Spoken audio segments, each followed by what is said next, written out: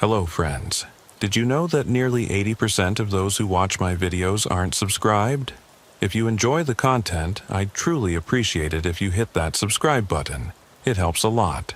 Also, don't forget to leave a like and share your thoughts in the comments. Your interaction not only supports the channel's growth, but also helps these stories reach more people. Thank you all for being here. By the way, where are you watching from? Let me know in the comments.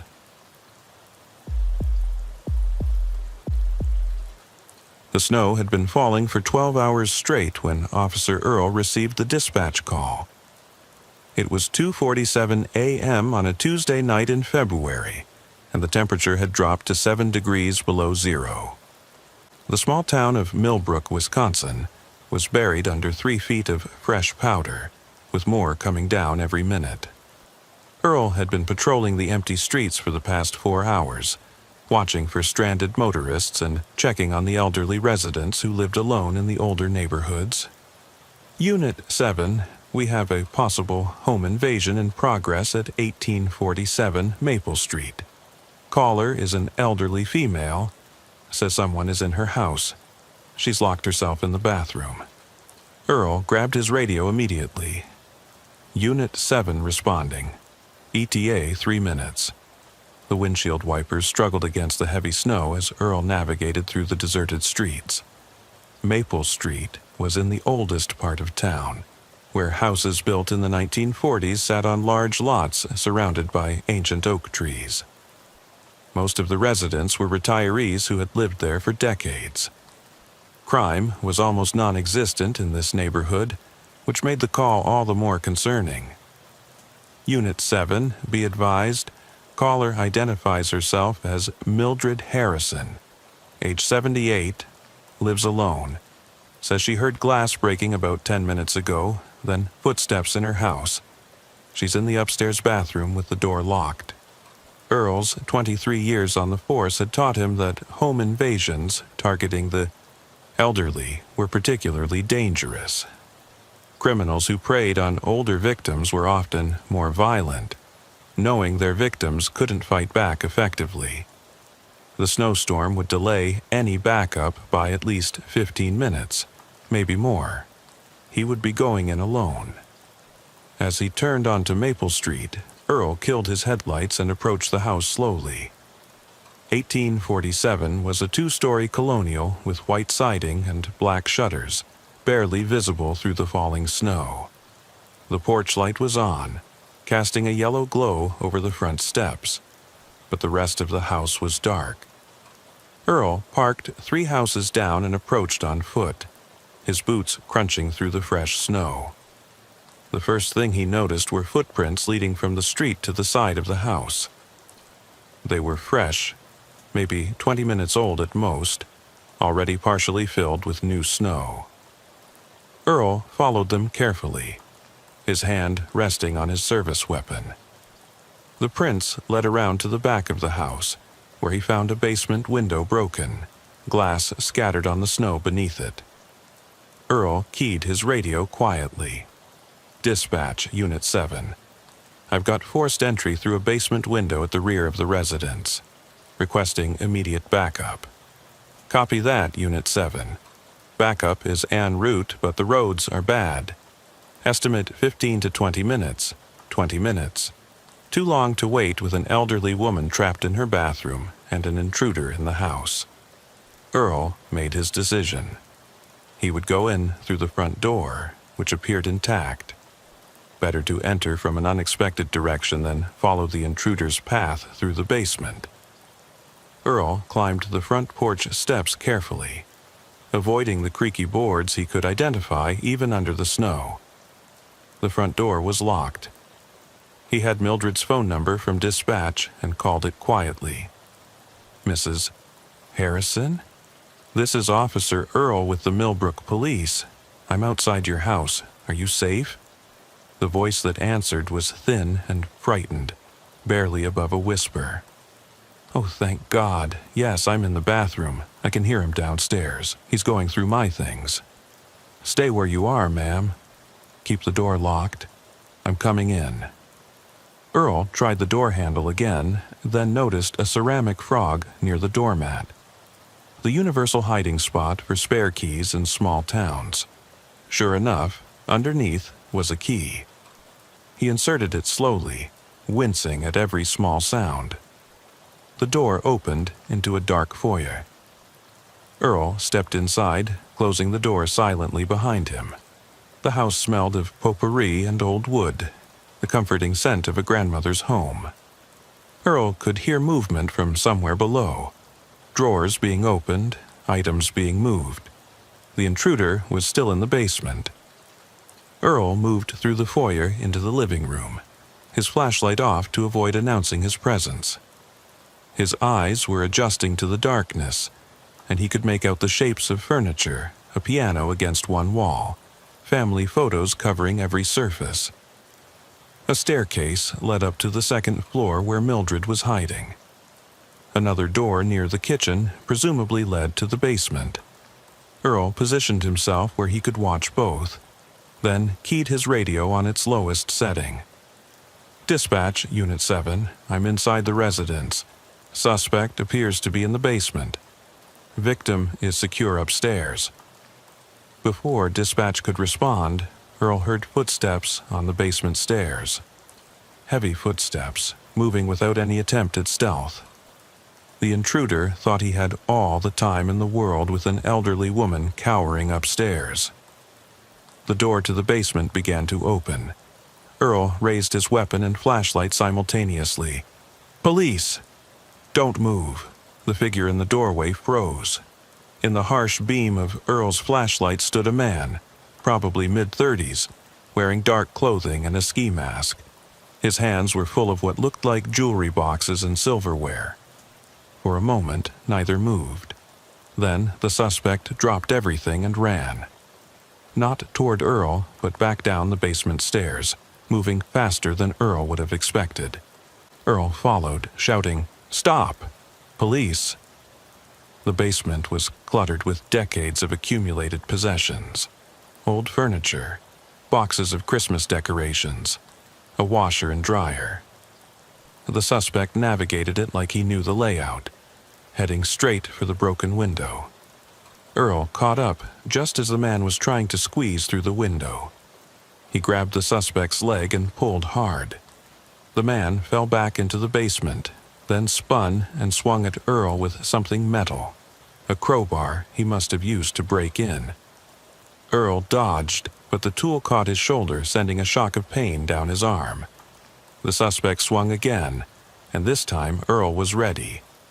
He caught the man's wrist and twisted, using a technique drilled into him during training. The crowbar clattered to the floor. They grappled in the dim basement, knocking over boxes and sending their contents spilling across the concrete floor. The suspect was younger and desperate, but Earl had training. Finally, Earl managed to get the suspect on the ground, face down, and pulled out his handcuffs. The man struggled, but Earl got one wrist cuffed, then the other. Only then did he realize he was breathing hard, his shoulder throbbing where the crowbar had connected. "Unit 7? Suspect in custody," he panted into his radio. "Need that backup and medical for a shoulder injury." "Copy that, Unit 7. ETA 5 minutes. Earl pulled the ski mask off the suspect. The face underneath was unfamiliar. A young man with hollow cheeks and desperate eyes, probably looking for items to sell for drug money. But something about him seemed off. His eyes weren't focused on Earl, but on something behind him, and his expression had changed from anger to fear. "You don't understand," the suspect said. "I wasn't robbing her. I was trying to get her out." "Save it for booking," Earl said, but the man continued. "Check on her. The old lady, she called you, right? Go check on her right now." Something in the man's voice made Earl uneasy. He pulled the suspect to his feet and half-dragged him to the basement stairs, cuffing him to the railing. Then he went upstairs, calling out, "Mrs. Harrison, it's Officer Earl. I have the intruder in custody. You can come out now." No response. Earl climbed to the second floor. The bathroom door was still closed. He knocked gently. "Mrs. Harrison, are you all right?" And still nothing. Earl tried the handle. Locked. He knocked harder. "Mrs. Harrison, please answer me." The silence was deafening. Earl stepped back and kicked the door. It took 3 tries before the old lock gave way and the door swung open. The bathroom was empty. The window was closed and locked from the inside. There was nowhere to hide. It was a small bathroom with a tub, toilet, and sink. But Mildred Harrison was not there. Earl felt his blood run cold. He searched the other rooms upstairs quickly. All empty. The beds were made, everything in perfect order. In what must have been Mildred's room, he found a purse on the dresser with a wallet inside. The driver's license photo showed an elderly woman with white hair and kind eyes. Mildred Harrison, age 78, the same address. Earl ran back downstairs to where the suspect was cuffed. "Where is she? What did you do with her?" The young man looked up at him with those hollow eyes. "I told you, I was trying to get her out. But I was too late." "Check the kitchen." Earl moved to the kitchen, his weapon drawn again. At first, everything looked normal. Clean counters, dishes in the drying rack.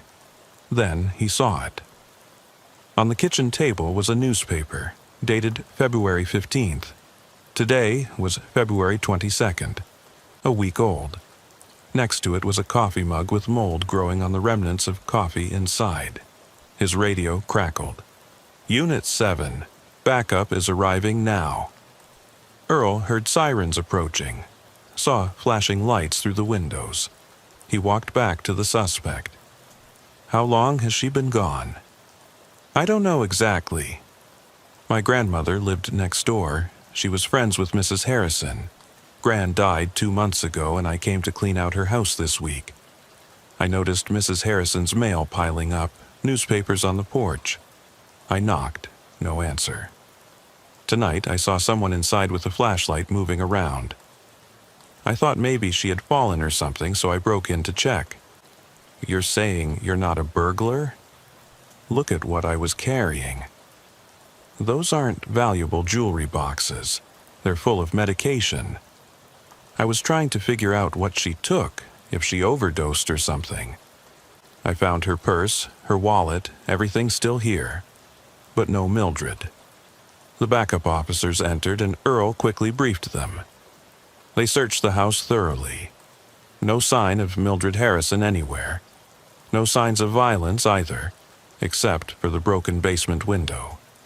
The phone in the bathroom that Mildred had supposedly called from was there, but when Earl checked the call history, the last call was from 3 days ago. "This doesn't make sense," Officer Clarence, one of the backup officers, said. "Dispatch has a recording of her calling tonight. I heard it on the way over. They called dispatch to confirm. Yes, a woman identifying herself as Mildred Harrison had called from this address at 2:35 a.m. They had her on tape, describing an intruder, saying she was locked in the upstairs bathroom. The call had come from the landline registered to this address, but the phone company records would later show no call was made from that number at that time." The backup officers stood in Mildred Harrison's living room, snow melting off their boots onto the hardwood floor. Officer Clarence was on his radio with dispatch, trying to make sense of the impossible situation. The recorded 911 call was clear. A frightened elderly woman claiming someone had broken into her house. But all evidence suggested Mildred Harrison had been missing for days before that call was made. "Check it again," Clarence was saying into his radio. "The caller ID, the phone records, everything." Earl turned to the suspect, who was now sitting on the couch with his hands still cuffed. "What's your name?" "Chester Williams. My grandmother was Dorothy Williams. She lived at 1845, right next door." Chester's eyes darted between the officers. "Look, I know how this looks, but I'm telling you the truth. I've been staying at my grandmother's house all week, cleaning it out for the estate sale. I knew something was wrong here. Earl studied Chester's face. The young man didn't have the look of a typical burglar. No track marks, no gang tattoos. His clothes were clean if a bit worn. "Tell me exactly what you saw." Chester took a deep breath. "I got to my grandmother's house on Sunday. First thing I noticed was Mrs. Harrison's mail overflowing from her box. That wasn't like her. Gran always said Mildred was particular about everything, kept her yard perfect, collected her mail every day at exactly 3 p.m. I knocked on her door Sunday evening, Monday morning, Monday evening. No answer." "Why didn't you call the police then?" Clarence interjected. "I thought maybe she was visiting family or in the hospital." "But then tonight, around 2 a.m., I couldn't sleep. Gran's house feels weird without her, you know. I was looking out the window, and I saw a light moving around in here. Not a normal light, like someone with a flashlight. It moved from room to room, real slow and deliberate." Earl exchanged glances with Clarence. "What did you do?" "I watched for maybe 10 minutes. The light went upstairs, came back down, went to the basement. I thought maybe Mildred had come back and was looking for something, but something felt wrong about how the light was moving. Too careful, like someone who didn't want to be seen." Chester shifted on the couch, his cuffs clinking. I came over and rang the doorbell. No answer. I could still see the light inside, but it had stopped moving, like whoever it was had heard me. I went around back, and that's when I saw the basement window was already broken. Not by me, it was broken from the inside out. Earl walked to the basement to check. Chester was right. The glass shards were mostly on the outside, in the snow. Someone had broken it from within the house. "So, you went in through the window?" Earl asked when he returned. "Yeah, I know I shouldn't have, but I was worried about Mrs. Harrison. The basement was a mess. Boxes everywhere. Stuff spilled on the floor. I found some of her medication bottles scattered around. That's what I was collecting when you arrived. I was trying to see if she had taken something, if maybe she had dementia or something and wandered off." The radio crackled again. Dispatch had more information. The 911 call had indeed come from the house's landline number, but the phone company showed no record of the call in their system. It was as if the call had materialized out of thin air. "This is impossible," Clarence muttered. "Calls don't just appear in our system without going through the phone company." Earl walked to the kitchen and picked up the wall-mounted phone. He hit redial. The last number called was to a doctor's office, dated 3 days ago, according to the caller ID. He scrolled through the recent calls. Nothing from tonight. "Chester, you said you saw a light moving around. Did you see who was holding it?" Chester shook his head. "Just the light. But," he paused, seeming to debate whether to continue. "But what? This is going to sound crazy, but the light didn't move like a person carrying a flashlight. It was too smooth, too steady, like it was floating." Clarence scoffed, but Earl held up a hand. In his experience, witnesses often held back details they thought sounded unbelievable, and those details were sometimes the most important. "Let's search the house properly," Earl said. "Every room, every closet. Chester, you're coming with us. You knew Mrs. Harrison through your grandmother. You might notice if something's out of place." They started in the basement. It was indeed chaotic, but Chester pointed out that some of the mess seemed old. Dust on overturned boxes, cobwebs already formed over spilled contents. But other disturbances were fresh. A clear path had been made through the clutter, leading from the stairs to the broken window. In a corner, Earl found something odd. A pile of women's clothing, neatly folded. A floral dress, cardigan, stockings, and sensible shoes. The kind of outfit an elderly woman might wear to church. "Are these Mrs. Harrison's?" he asked Chester. Chester looked closer. "That's what she was wearing the last time I saw her. Gran's funeral, 2 months ago. She gave me a hug, told me Dorothy was the best friend she ever had.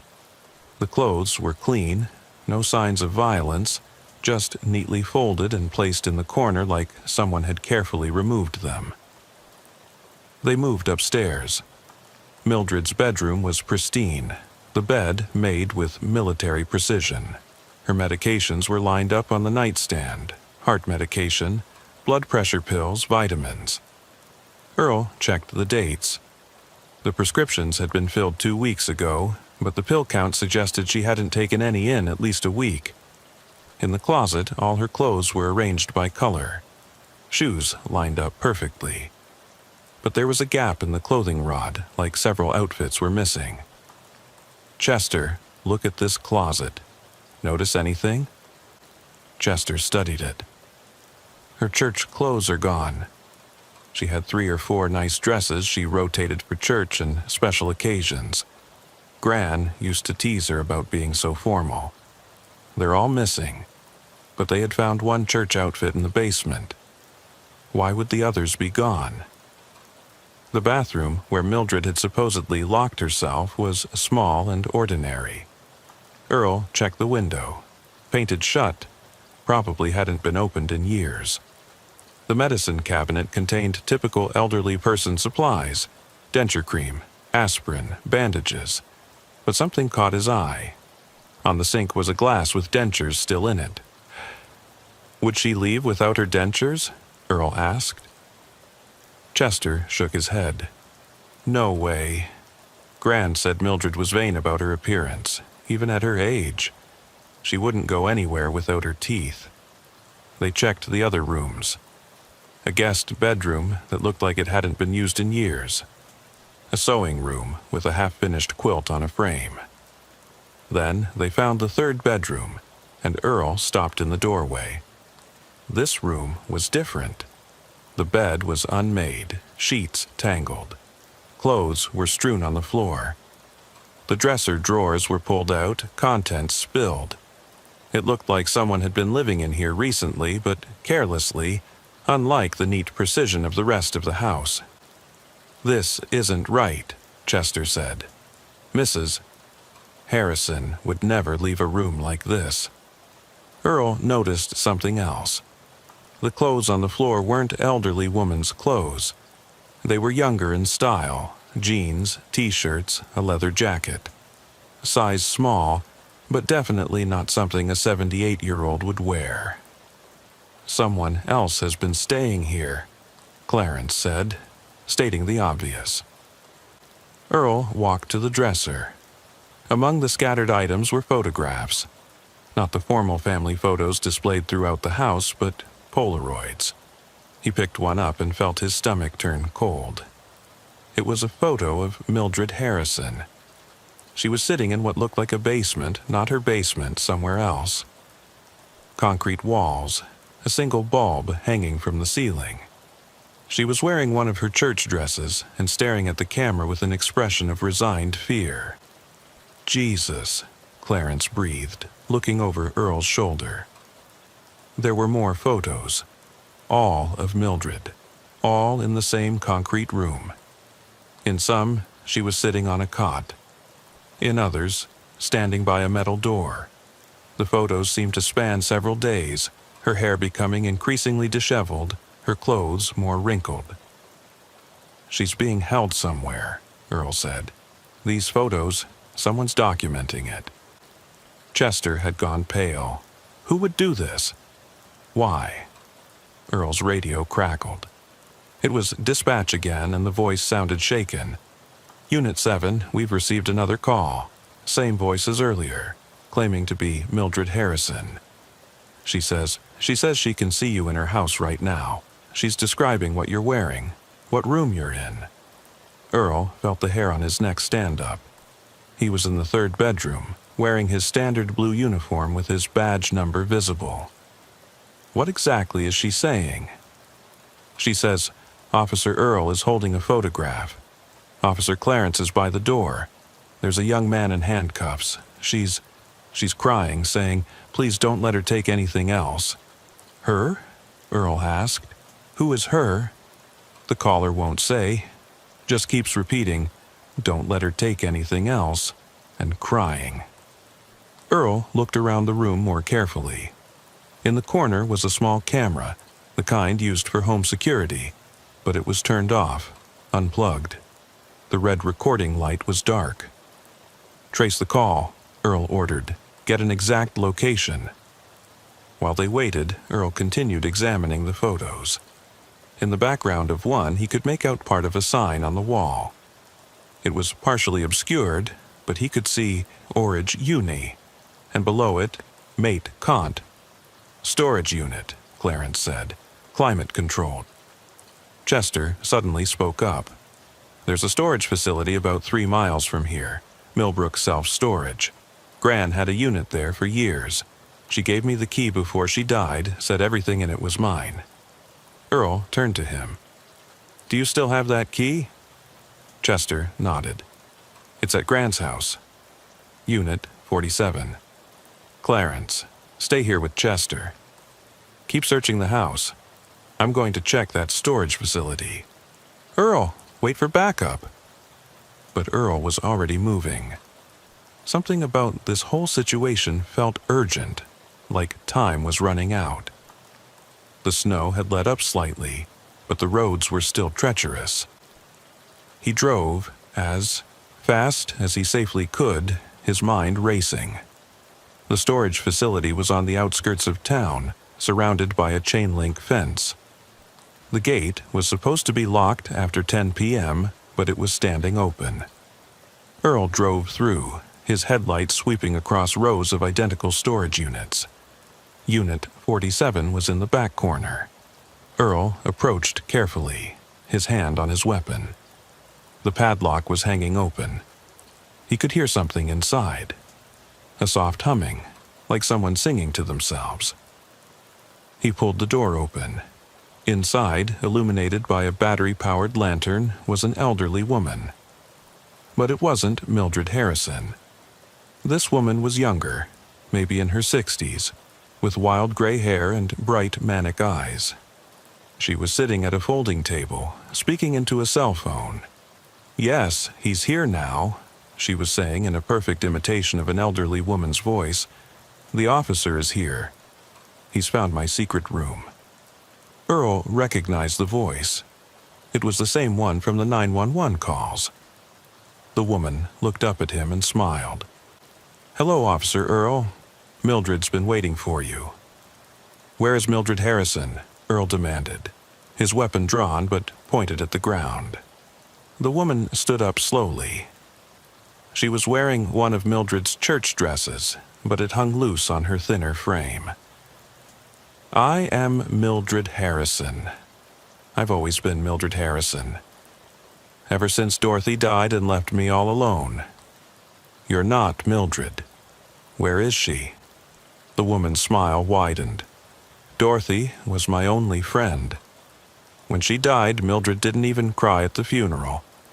Just hugged Chester and went home to her perfect little life. But Dorothy was everything to me.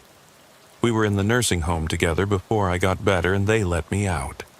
Dorothy understood me. Mildred never did." Earl kept his weapon ready but tried to keep his voice calm. "What's your name?" "I told you. I'm Mildred now. The other one. She didn't deserve that name, didn't deserve that house, didn't deserve Dorothy's friendship. Where is the real Mildred?" The woman gestured to the back of the storage unit. There was another door, leading to an adjoining unit. Earl moved carefully, keeping an eye on the woman. He opened the door. The adjoining unit had been converted into a crude living space. A cot, a portable toilet, a small refrigerator running off a generator. And on the cot, lying very still, was Mildred Harrison. Earl rushed to the cot, keeping one eye on the woman who claimed to be Mildred.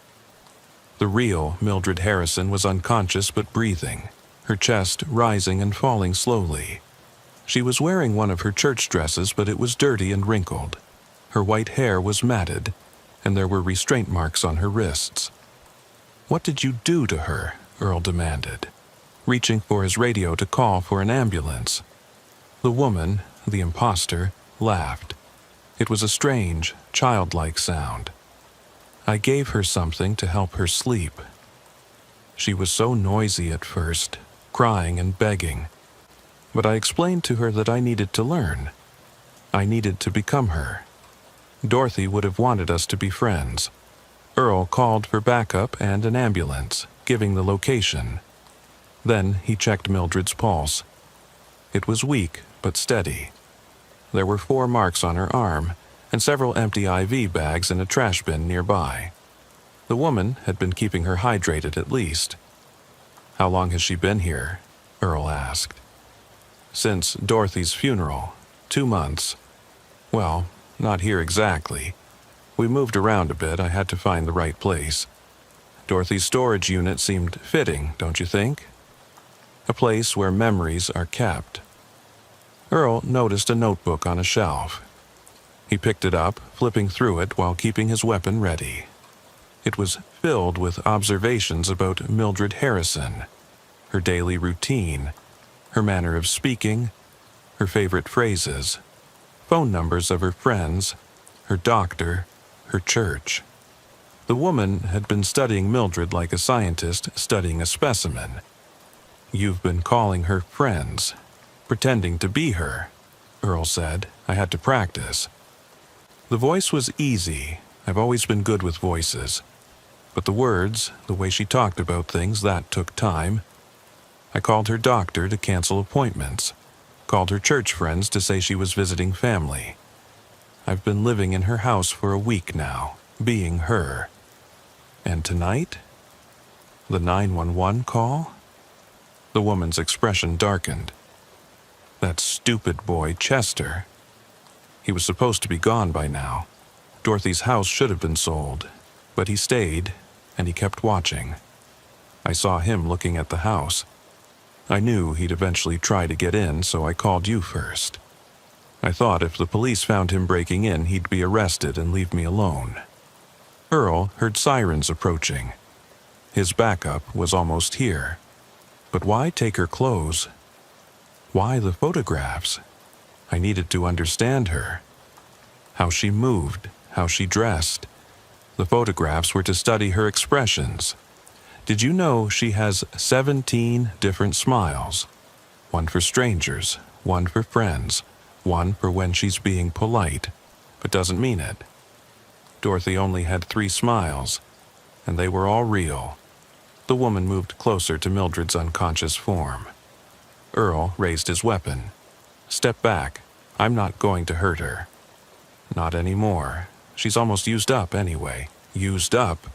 Her life, her identity. I've taken most of it now, her house, her routines, her voice.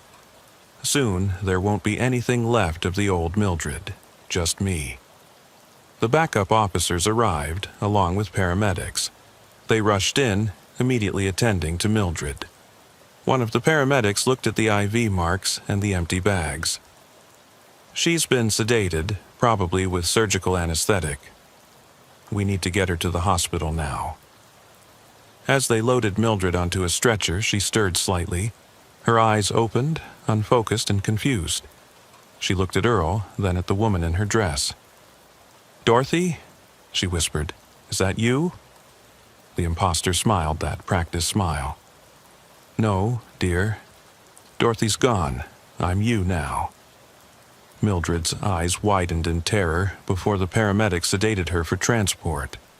Officer Clarence arrived as they were taking the imposter into custody. "Earl, you need to hear this. We found more at the house. There's a whole room in the attic we missed. It's like a shrine." Earl left the imposter with the other officers and followed Clarence back to Mildred's house. Chester was still there, sitting in the back of a patrol car for his own protection. They climbed to the attic, which was accessed through a pull-down ladder in the hallway ceiling that they had overlooked earlier. The attic had been transformed. The walls were covered with photographs, but not of Mildred. They were all of Dorothy Williams, Chester's grandmother. Hundreds of them, spanning what looked like years.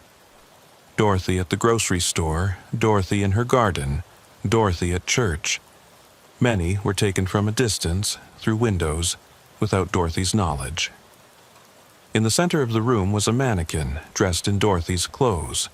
Chester identified them immediately as items that had gone missing from his grandmother's house over the years. The mannequin was positioned in a chair, facing a table set for two, with real china and silverware. "This is sick," Clarence muttered. There were journals, dozens of them, filled with the imposter's writings about Dorothy. Love letters never sent, imaginary conversations, detailed plans for a life together that existed only in the writer's mind. One entry, dated the day of Dorothy's funeral, stood out, "She left me. Dorothy left me alone." But Mildred got to say goodbye. Mildred got the final hug. Mildred has the house next door. If I can't have Dorothy, I'll have Dorothy's life. I'll be the friend she chose. I'll be Mildred. And then Dorothy and I will be together again, in memory, if nothing else.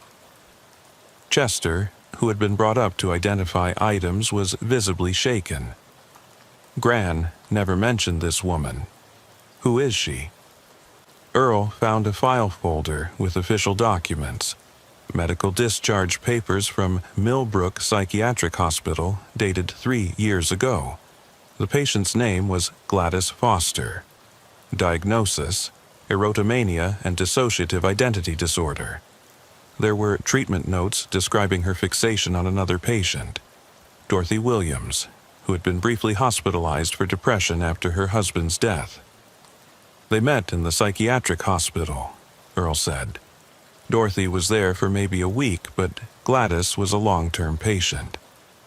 She developed an obsession. The documents showed that Gladys had been released after showing improvement, but there were warnings about her tendency to fixate on individuals and create elaborate fantasies about relationships that didn't exist. Earl's phone rang. It was the hospital. "Officer Earl, this is Dr. Martinez at Millbrook General. Your victim, Mildred Harrison, she's conscious and wants to speak with you. She says it's urgent." Earl drove to the hospital, his mind racing. The snow had stopped, and dawn was breaking over Millbrook, painting the white landscape in shades of pink and gold. The storm was over, but Earl felt like he was just beginning to understand what had happened. Mildred was in a hospital bed, looking fragile but alert. Her voice was hoarse when she spoke. "Officer Earl, thank you for finding me. Mrs. Harrison, I'm so sorry for what you've been through. Gladys Foster is in custody. You're safe now." Mildred shook her head slightly. "That's what I need to tell you. Gladys, she wasn't alone." Earl felt his stomach drop. "What do you mean?" "The first few weeks, it was just her. But then someone else came. Another woman, younger. She called Gladys mother and helped move me to different locations. She's the one who's been living in my house." "Can you describe her?" "Young, maybe 25. Dark hair. She had a tattoo on her wrist, a butterfly. Gladys called her Estelle." Earl immediately called Clarence, who was still at the house. "Check for any signs of a second person, young woman named Estelle." While he waited, Mildred continued. "She was worse than Gladys in some ways. Gladys was sick, delusional, but Estelle knew exactly what she was doing. She enjoyed it. She would try on my clothes and laugh about how she was going to spend my savings." Clarence called back within minutes. "Earl, we found something. There's a laptop hidden in the attic. It's logged into Mildred's bank accounts. Someone's been transferring money out for weeks. Small amounts, but it adds up to about $30,000. The transfers went to an account under the name Estelle Foster. Same last name as Gladys." Earl turned back to Mildred. Did Gladys ever mention having a daughter? She talked about her constantly. Said Estelle was the only one who understood her. That they were going to use my money to buy a house together, somewhere far away where they could start over. Earl coordinated with the other officers. They ran the name Estelle Foster through the system and found her within minutes. She had a record: fraud, identity theft, elder abuse. She'd been released from prison 6 months ago and listed her mother, Gladys Foster, as her emergency contact. An APB was put out for Estelle Foster. Her last known address was an apartment in the next town over, but when officers arrived, they found it had been abandoned weeks ago. The landlord said she'd left in the middle of the night, owing 2 months' rent. Back at the hospital, Mildred was growing tired. The doctors wanted her to rest, but she insisted on telling Earl everything. They had it all planned. Gladys would become me, and Estelle would pretend to be my niece from out of state. They'd already contacted a real estate agent about selling my house. They had forged documents, power of attorney, everything. If Chester hadn't noticed, something was wrong. She trailed off, exhaustion taking over. Earl let her rest and returned to the station where Gladys was being held. She was in an interview room, still wearing Mildred's dress, humming to herself. "Where's Estelle?" Earl asked directly. Gladys looked up with those bright, manic eyes. "Estelle who?" "Your daughter. We know she was helping you." "I don't have a daughter. I've never had children. Dorothy and I were going to adopt once we got married." "Dorothy's dead, Gladys." "She's been dead for 2 months." Gladys's expression didn't change. "No, Dorothy's waiting for me. She's at home making dinner. Pot roast, my favorite. We're going to eat together just like always." Earl realized he wasn't going to get anything useful from Gladys. Her delusions were too strong. But Estelle was still out there, and she had Mildred's money and possibly her identification documents. The search for Estelle Foster continued for 3 days. During that time, more information came to light. She had been visiting her mother at the psychiatric hospital for years, and staff remembered her as manipulative and cruel. She had encouraged her mother's delusions, seeing them as opportunities for financial gain.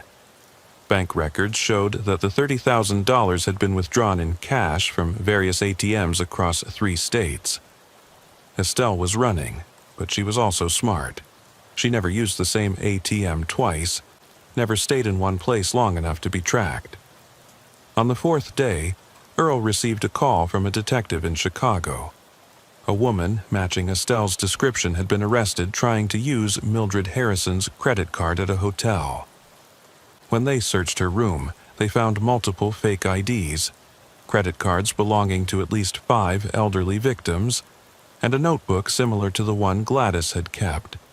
But this one was full of potential targets: elderly people living alone in small towns across the Midwest.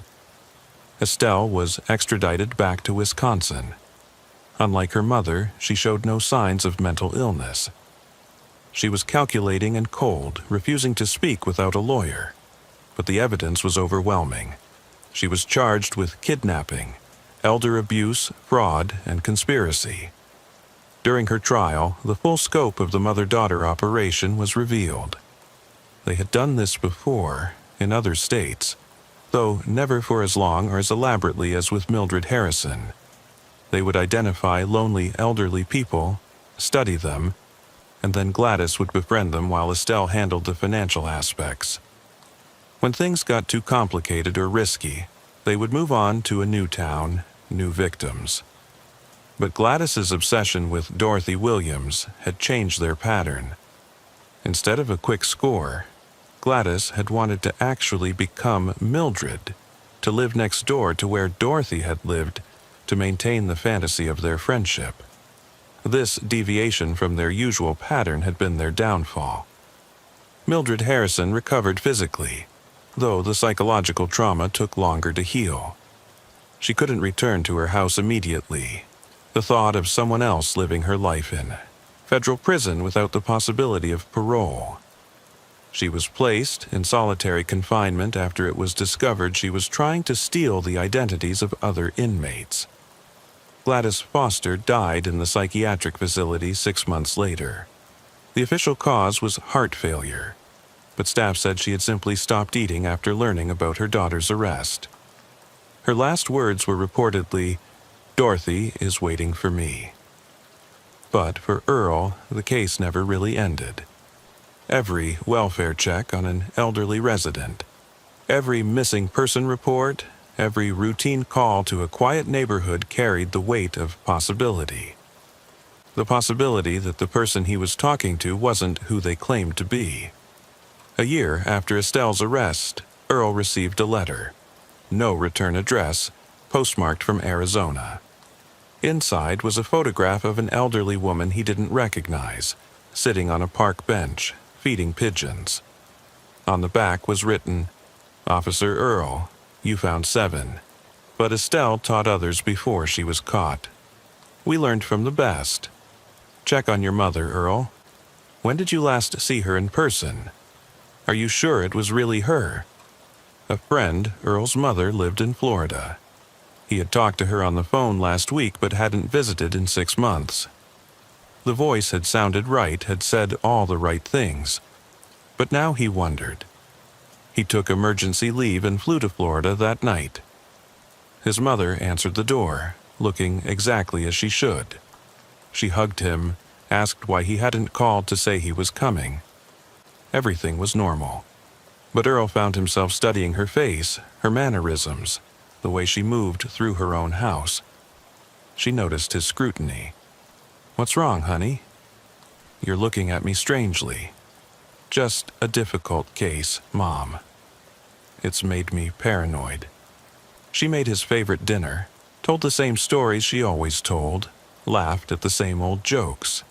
She was perfectly herself. Or was she perfect at being herself? Earl stayed for 3 days, and by the end, he was satisfied. This was his mother. But the doubt that had been planted would never fully go away. Every interaction with anyone, especially elderly people living alone, carried that seed of uncertainty. On his flight back to Wisconsin, Earl read through the case files one more time. Estelle had been right about one thing. They had only found the ones she wanted them to find. How many others had learned her techniques? How many elderly people had vanished without anyone noticing, replaced by younger imposters seeking to steal their Social Security checks, their homes, their very existence? The flight attendant, an elderly woman with a kind smile, offered him coffee. As she poured, Earl found himself studying her hands. They moved with a grace that seemed somehow too youthful for her apparent age. "Is everything all right, sir?" she asked. "Fine," Earl said. "Everything's fine."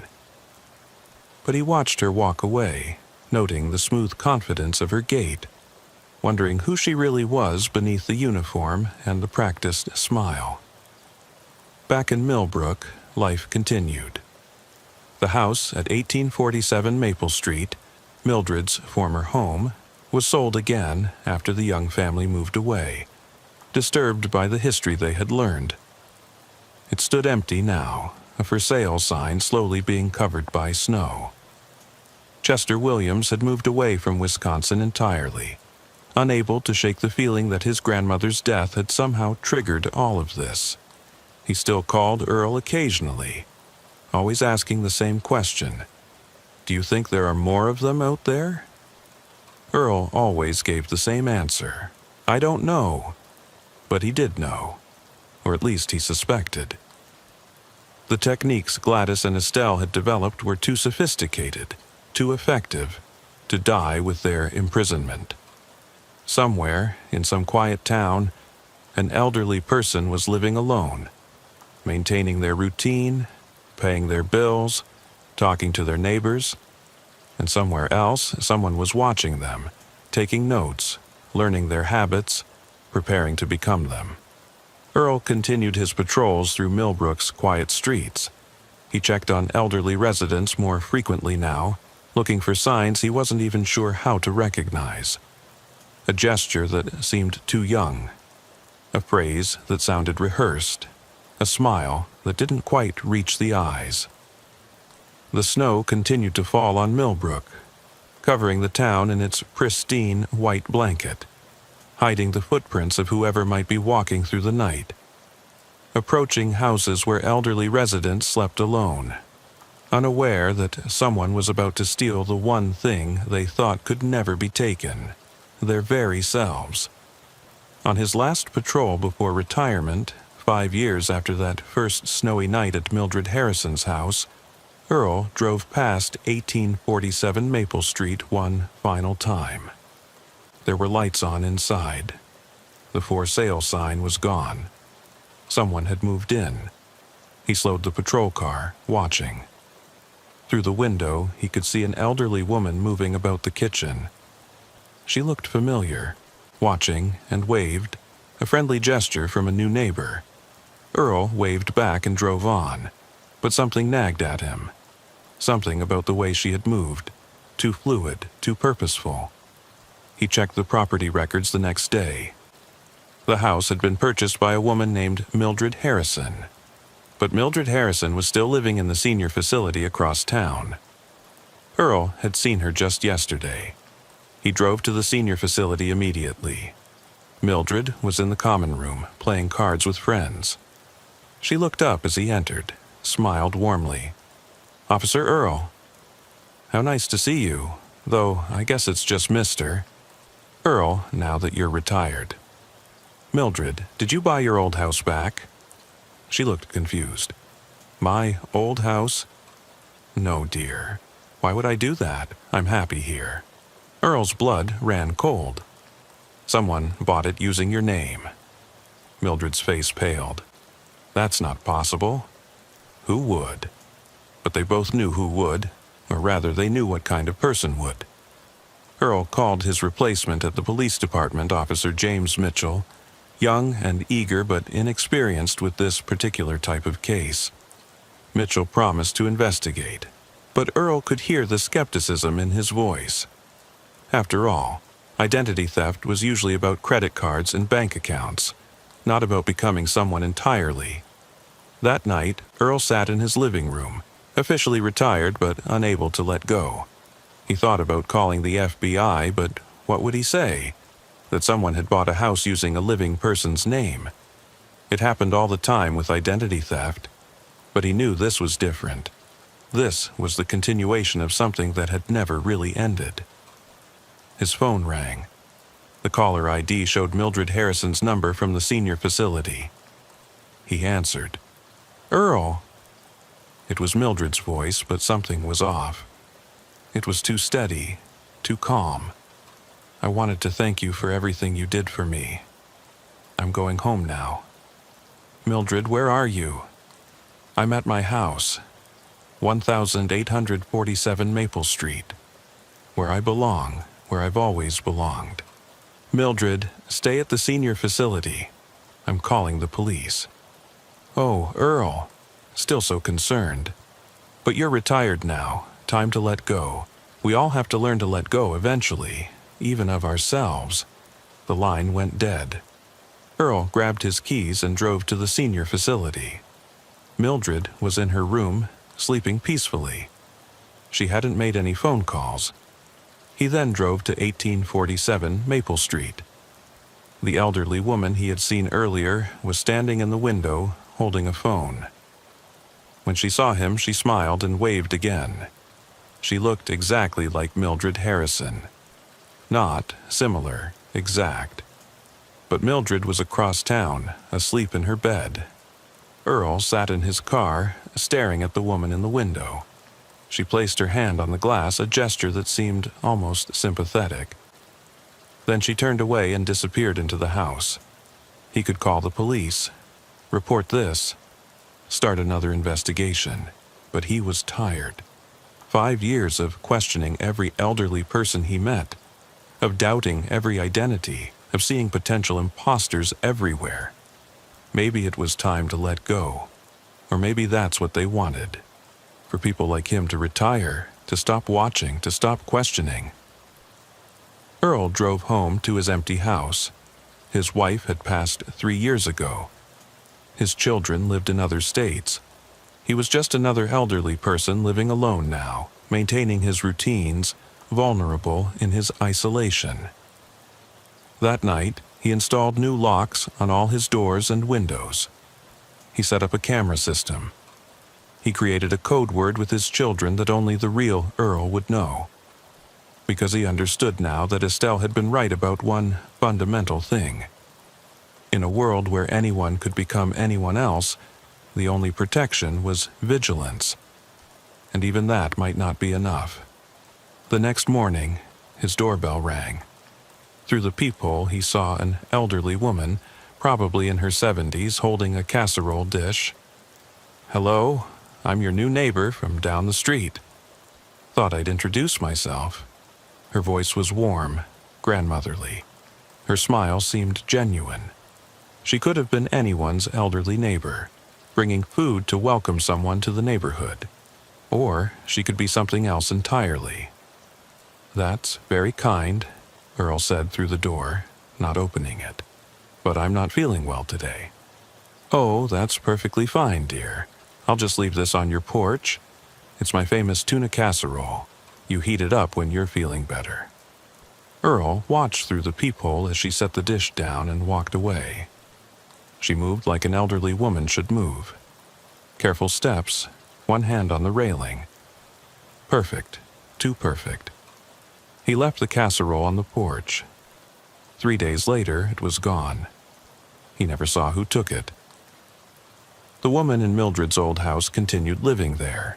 The police investigated briefly but found nothing illegal.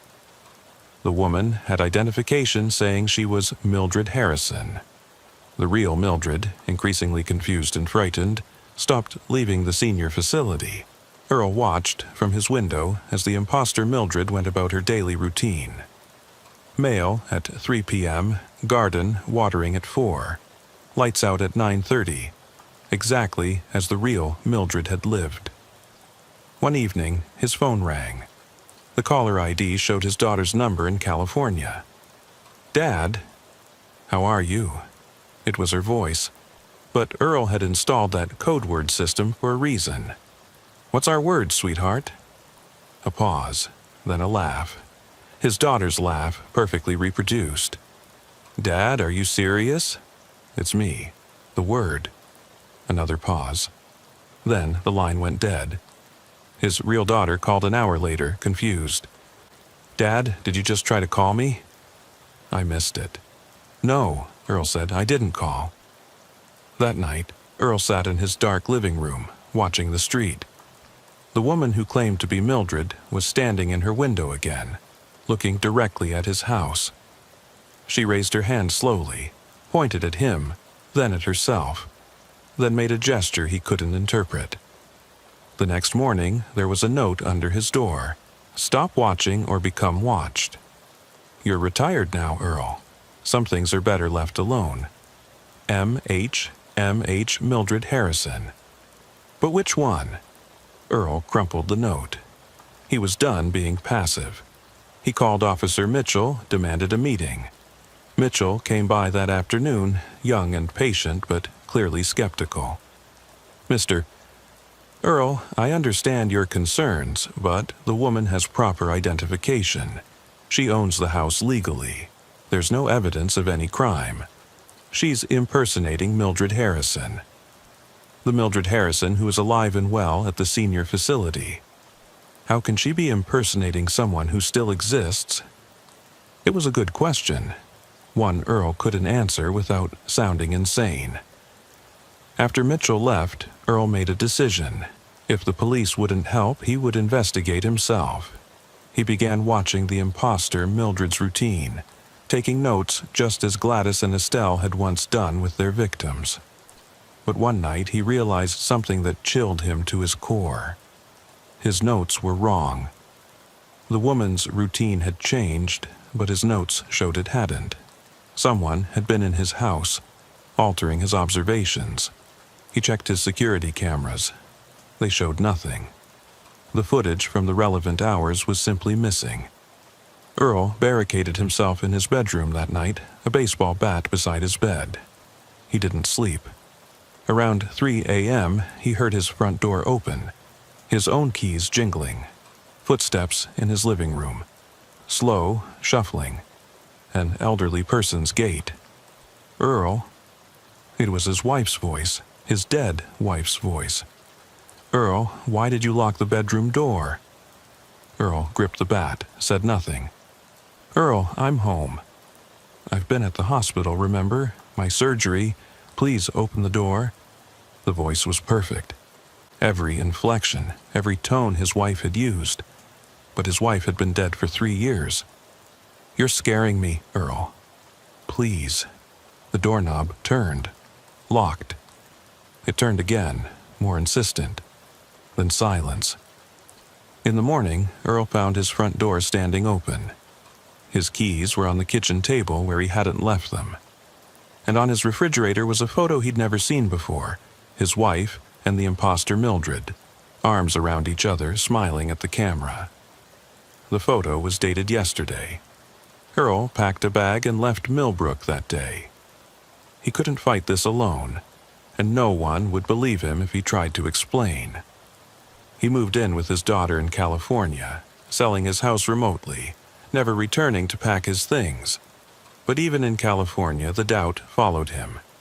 Every elderly person he met could be an imposter. Every voice on the phone could be mimicked. Every identity could be stolen and worn like a mask. His daughter thought he was developing paranoia, maybe dementia. She suggested he see someone, talk about his experiences. But how could he explain that the paranoia was justified? That there really were people out there stealing identities so completely that even family members couldn't tell the difference? 6 months after leaving Millbrook, Earl received a package. No return address. Inside was a photo album. Every picture was of him. Earl at the grocery store in California. Earl at his daughter's house. Earl walking in the park. But in each photo there was something wrong. The Earl in the pictures was smiling when he knew he hadn't been. Wearing clothes he didn't own. Standing in places he'd never been. The last photo showed 2 Earls side by side. One was him. The other was someone who looked exactly like him, wearing his face, his clothes, his wedding ring. On the back of the photo was written, "Which one is real?" Earl burned the album. But the question remained. His daughter found him the next morning, still sitting by the cold fireplace, staring at the ashes. "Dad? Are you okay?" He looked up at her, studied her face, her concerned expression, the way she held herself. "What's our code word?" he asked. She sighed. "Dad, not this again. Please. Butterfly. Our word is butterfly. You made me choose it. After you left Wisconsin." It was correct, but codes could be learned. Information could be extracted. Earl never stopped doubting. Every person became suspect. Every interaction potentially false. The work that Gladys and Estelle had begun had succeeded in a way they probably never intended. They had destroyed his ability to trust in the basic reality of human identity. Late at night, Earl would sometimes wonder if he was still himself. If somewhere out there, another Earl was living his life better than he ever had. Being a better father, a better grandfather. The real Earl, while he was just an imposter who had forgotten he was pretending. The thought would wake him in a cold sweat, and he would stare at his reflection in the bathroom mirror, searching for signs that he was someone else wearing Earl's face. "Who are you?" he would whisper to his reflection. The reflection never answered. But sometimes, just sometimes, he could swear it smiled a moment after he had stopped. The dogwood trees were in full bloom along Sycamore Street when Officer Virgil received the wellness check request. It was a Tuesday afternoon in early April, and the small town of Riverside, Kentucky, was experiencing one of those perfect spring days that made winter seem like a distant nightmare. The temperature was a comfortable 72 degrees, and the air was filled with the sound of lawn mowers and children playing after school. Unit 4, we have a wellness check request at 892 Sycamore Street. Neighbor is concerned about an elderly resident who hasn't been seen in several days. Officer Virgil had been with the Riverside Police Department for 19 years, and wellness checks were a routine part of his patrol duties. In a town where nearly a third of the population was over 65, checking on elderly residents was as common as traffic stops. Unit 4 responding, Virgil said into his radio. What's the resident's name? Estelle Blackwood, age 81, lives alone. Neighbor reporting is Gladys Newcomb from 894 Sycamore. Virgil knew the neighborhood well. It was one of the older sections of Riverside, built in the 1950s when the local tobacco industry was booming.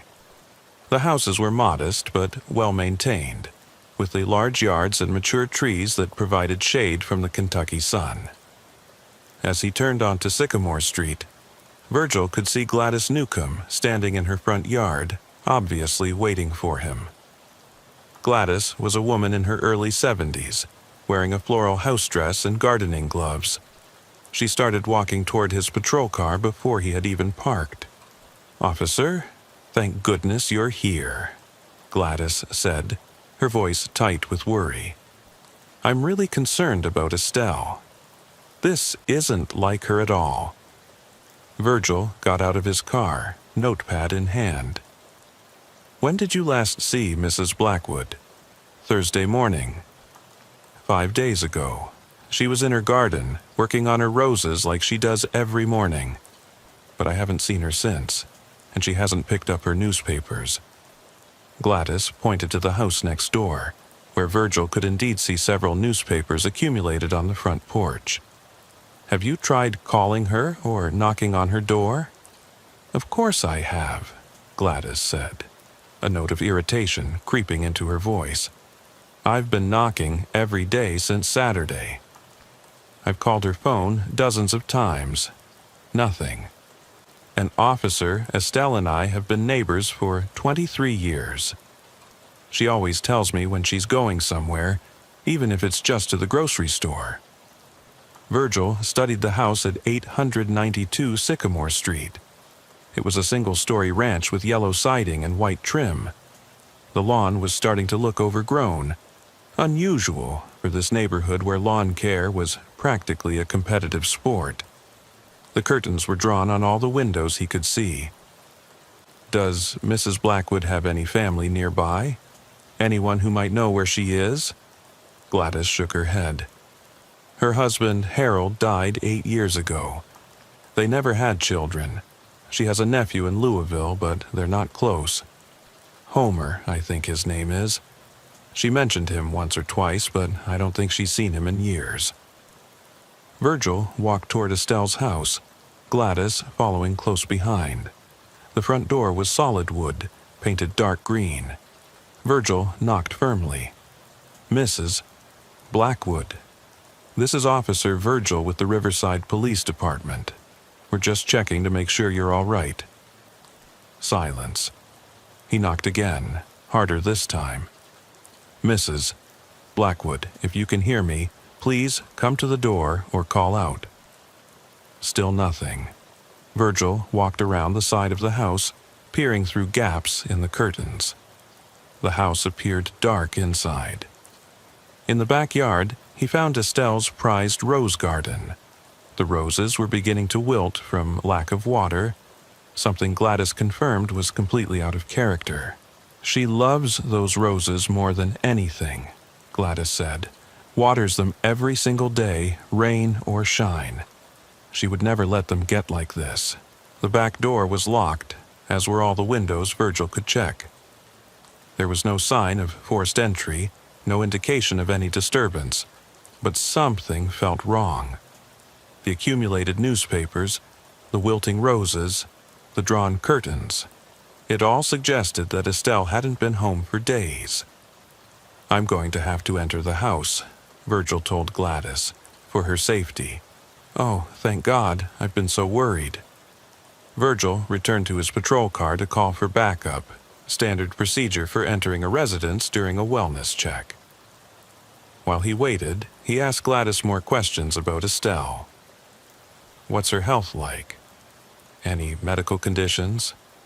"She's remarkably healthy for her age," Gladys said. "Still drives herself to the grocery store and church. She had a hip replacement 2 years ago, but she recovered completely. Takes medication for blood pressure, but that's about it." "Any signs of confusion or memory problems?" "None at all, sharp as a tack. She does the crossword puzzle every morning and reads at least 2 books a week. We play bridge together every Wednesday with some other ladies from church." "And she missed this week's game?" "Yes, didn't call or anything, just didn't show up.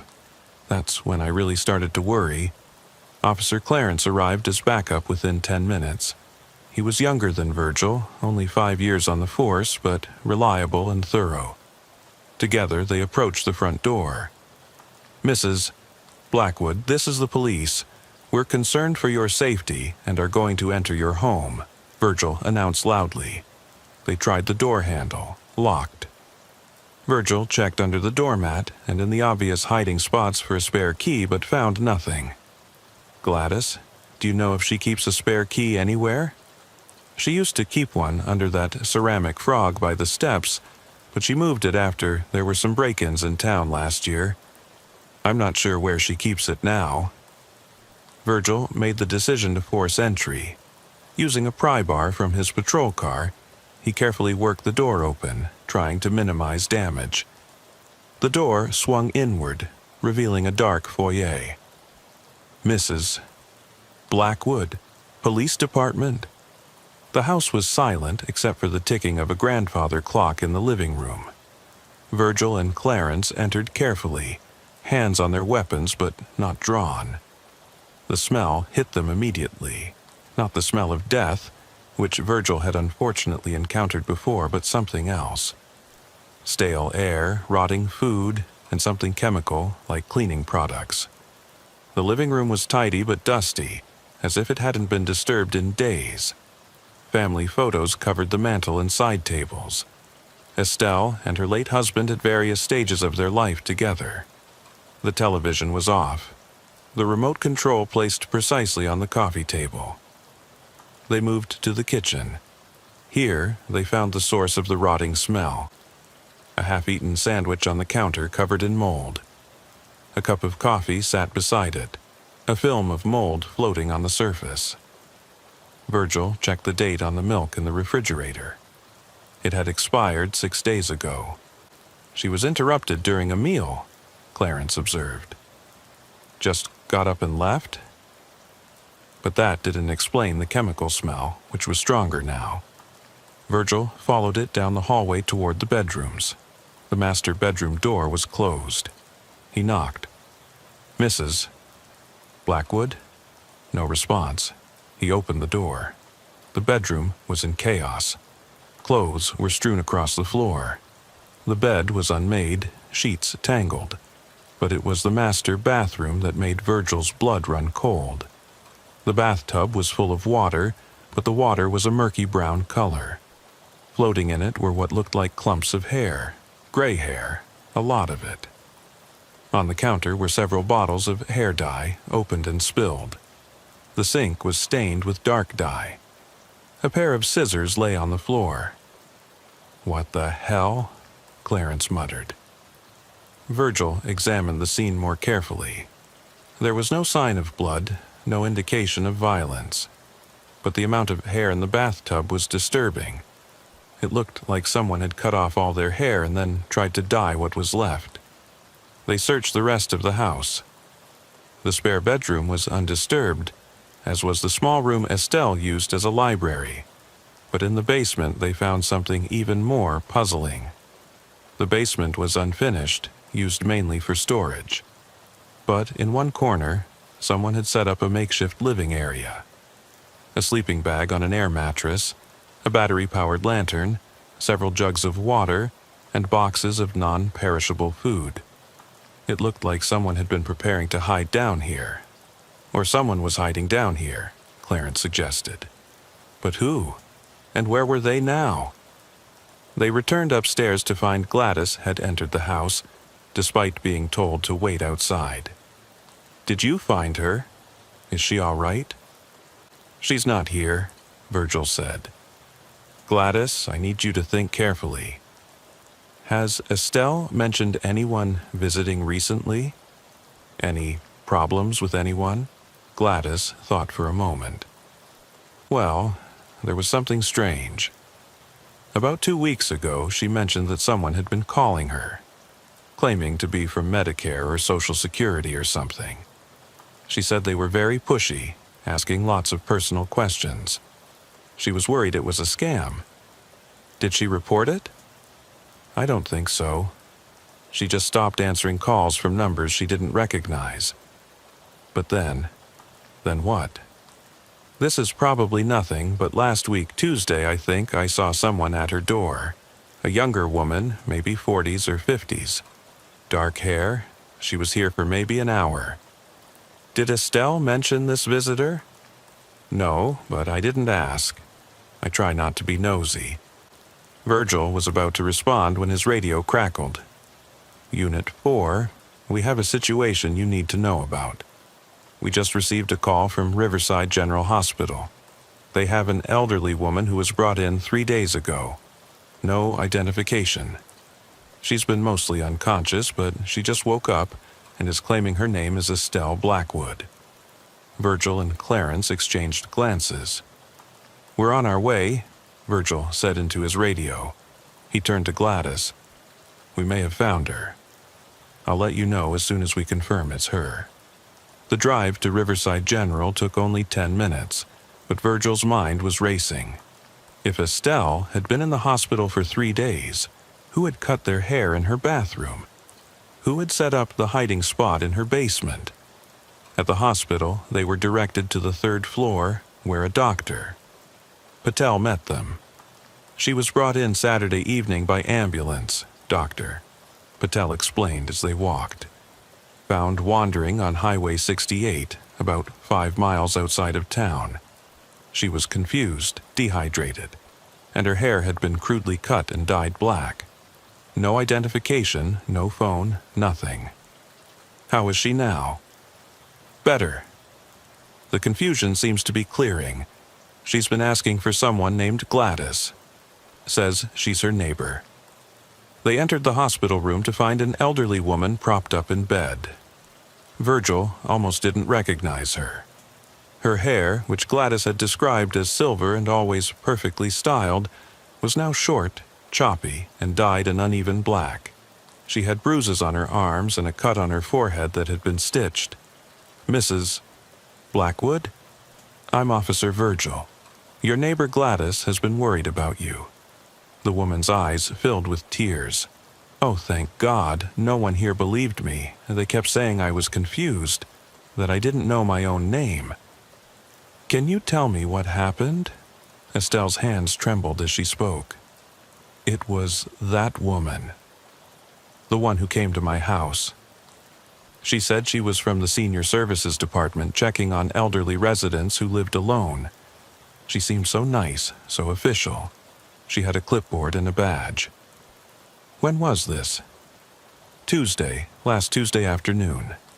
She asked if she could come in, said she needed to assess my living situation for some kind of program. I let her in. We sat in the living room, and she asked me questions about my health, my finances, my family. Then she offered to make us some tea." Estelle paused, her face paling at the memory. "That's the last thing I remember clearly. After the tea, everything gets foggy. I remember being in a car. I remember someone cutting my hair while I was too weak to stop them. I remember being in my own basement, but it felt like a dream." "Do you remember anything about the woman? What she looked like?" "She was maybe 50, brown hair pulled back in a bun, glasses, very professional looking. She said her name was, What was it? Something with an H. Helen? No, Homer. She said her name was Miss. Homer Virgil felt a chill. Homer, are you sure? Yes, definitely. Miss Homer from Senior Services. Why? Virgil chose his words carefully. Mrs. Blackwood, you mentioned to Gladys that you have a nephew named Homer. Estelle looked confused. I do? I don't have any nephews. Harold had a nephew named Homer, but he died in a car accident 15 years ago. You're certain? Of course I'm certain. We went to his funeral in Louisville. Virgil exchanged another look with Clarence. Someone had been impersonating a dead relative, or at least using his name.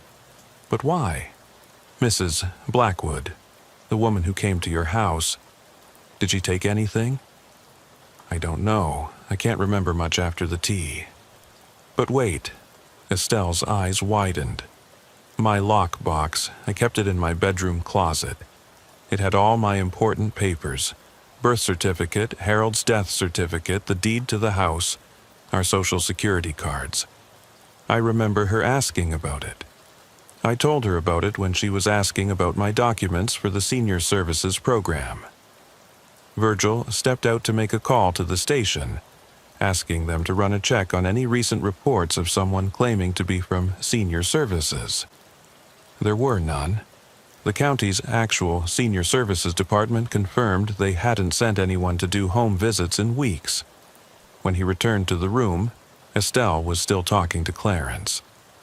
There was someone else, she was saying, in the basement. I remember now, another woman, older. She kept calling me by the wrong name. She called me Gladys. She called you Gladys? Your neighbor's name? Yes, she kept saying, Gladys, you need to drink this. Gladys, we're going to take good care of you. I tried to tell her I was Estelle, but she wouldn't listen. Or maybe I couldn't speak. It's also confused. Virgil's radio crackled again. It was dispatch. Unit 4. We have another situation. A woman just walked into the station claiming to be Estelle Blackwood. She says someone has stolen her identity and is in the hospital pretending to be her. Virgil stared at the elderly woman in the hospital bed, then at his radio. 2 women claiming to be Estelle Blackwood. He keyed his radio. Can you describe the woman at the station? Elderly female, approximately 80 years old, silver hair, wearing a floral dress. She has identification, driver's license, social security card, Medicare card, all in the name of Estelle Blackwood. She's very agitated, saying someone kidnapped her several days ago. The woman in the hospital bed, the one with the badly dyed black hair, gripped Virgil's arm. That's her. That's the woman who was in my basement. The older one. She's pretending to be me. Virgil tried to process this. Ma'am, you just told me the woman in your basement was calling you Gladys. Yes, but maybe she was practicing. Maybe she was learning to be me? Estelle's voice rose in panic. Officer, you have to believe me. I'm the real Estelle Blackwood. I've lived in that house for 30 years. Ask me anything about the neighborhood, about my life. Where did you and Harold get married? First Baptist Church of Riverside, June 15, 1962. Reverend Thomas performed the ceremony. We had our reception at the Riverside Country Club. Virgil made a note. These were details that could be verified, but they were also things that could be learned from public records or conversation. I need to go to the station, Virgil told Clarence. Stay with her. Don't let anyone else in this room until I get back. Virgil drove to the police station, his mind racing. In his 19 years on the force, he'd never encountered anything like this. 2 women, both claiming to be the same person. One with identification, one without. One with silver hair as the real Estelle should have, one with badly dyed black hair. At the station, He found the second woman in an interview room with Detective Holmes. She looked exactly as Gladys had described Estelle, silver hair perfectly styled, wearing a floral dress that looked like something from her closet. She was clutching a handbag and appeared to have been crying. "Oh, thank goodness," she said when Virgil entered. "Officer, I've been held captive in my own home for days. These women, they drugged me, kept me in my basement. They were trying to steal my identity. Can you tell me what happened?" This Estelle's story was similar but different. "It was last Tuesday. A woman came to my door claiming to be from Senior Services. I let her in. She seemed so official. But as soon as I turned my back, someone else came in. An older woman. They forced me to drink something that made me dizzy. They kept me in my basement for days, barely feeding me. They asked me all sorts of questions about my life, my bank accounts, my history. How did you escape? This morning, they were both upstairs. I could hear them arguing about something. The older one had forgotten to lock the basement door properly. I managed to get out and run to my neighbor's house, but no one was home. I was afraid to go back to my house, so I came straight here." Virgil studied her carefully. "Your neighbor Gladys says she hasn't seen you since Thursday morning." "Thursday? That's when I was in my garden. They took me that afternoon. But you just said they took you Tuesday." The woman's face flushed. I'm confused about the days. Being drugged, being kept in the dark. It's all jumbled. Can you tell me your husband's nephew's name?" "Homer. He lives in Louisville. We're not close." "Is he alive?" "Of course he's alive. Why wouldn't he be?" This contradicted what the woman in the hospital had said, that Homer had died 15 years ago. One of them was lying, but which one? Virgil excused himself and called Gladys. "I need you to come to the station. We need your help identifying the real Estelle." While waiting for Gladys, Virgil had both women's fingerprints taken, but when they ran them through the system, neither had any records on file. Estelle Blackwood had never been arrested, never worked in a job requiring fingerprinting, never been in the military. Gladys arrived within 20 minutes. Virgil brought her to observe the woman in the interview room through a one-way mirror. "Is that Estelle?" he asked. Gladys studied the woman carefully. "She looks like Estelle. The dress is definitely hers. I was with her when she bought it at Penny's last month. But what? Something's off. The way she's sitting. Estelle has a bad hip, her right hip. She always favors her left side when she sits. This woman is sitting perfectly balanced." Virgil made a note. "Anything else?" "Her hands." "May I see her hands?" Virgil had the woman in the interview room hold up her hands, pretending to examine her jewelry through the mirror. "Those aren't Estelle's hands," Gladys said firmly. "Estelle has a scar on her left palm from a gardening accident years ago. She sliced it on a broken pot. This woman's hands have no scar." They brought Gladys to the hospital to see the other woman. As soon as Gladys entered the room, the woman with the dyed hair began crying. "Gladys! Oh, Gladys, thank God! Tell them who I am. Tell them I'm really Estelle." Gladys approached slowly. Despite the dyed hair and the bruises, she studied the woman's face carefully. Then she took her left hand and turned it over. There, across the palm, was a distinctive scar. "This is Estelle," Gladys said. "This is my friend." The real Estelle sobbed with relief, but this raised even more questions. Who was the woman at the police station? And more importantly, why was she impersonating Estelle? Virgil returned to the station with this information. When he confronted the imposter with Gladys's identification, the woman's demeanor changed completely. The tears stopped. She sat up straighter, and she smiled. "Well," she said, her voice different now, younger sounding. I suppose the game is up. Who are you? My name is Helen Morrison, and before you ask, no, I'm not from Senior Services.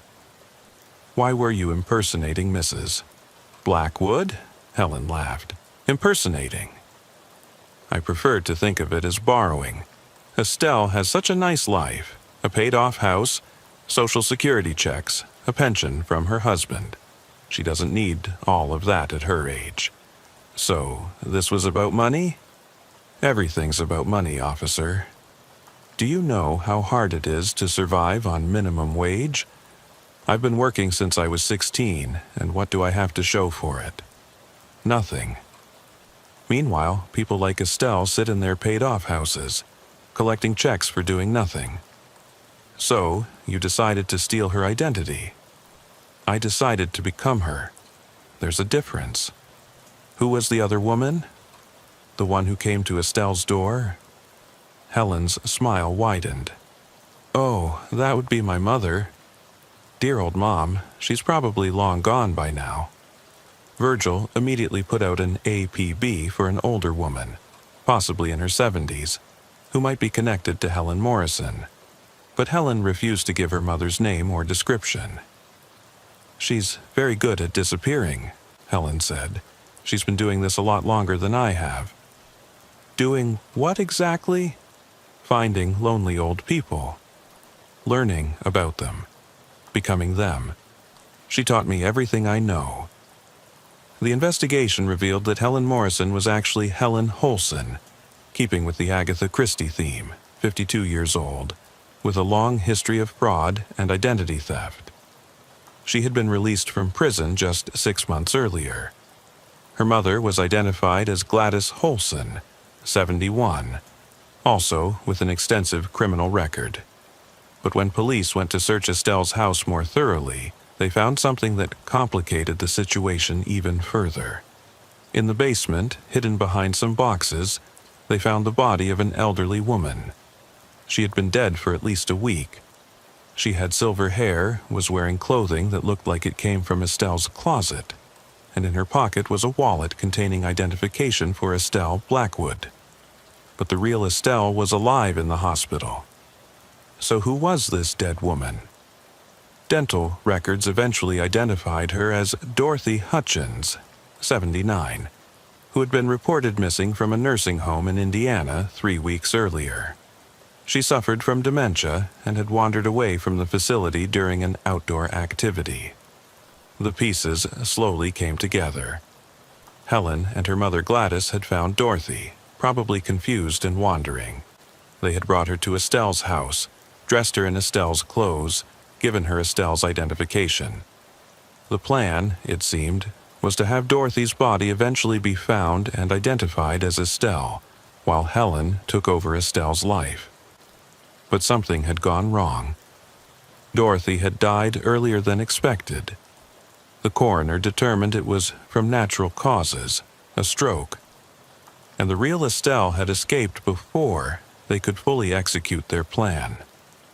"Where's your mother now?" Virgil asked Helen during another interrogation. "I don't know. You said she was calling Estelle by the wrong name. She was calling her Gladys." Helen laughed. Mother always had trouble keeping track of who was who. We've done this so many times, in so many places.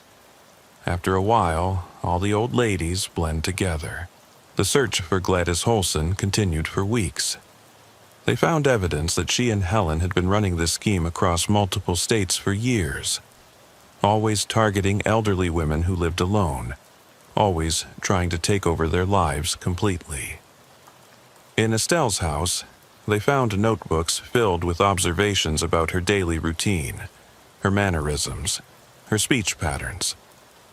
Helen had been studying her for weeks before making her move, probably watching from the empty house across the street that was for sale.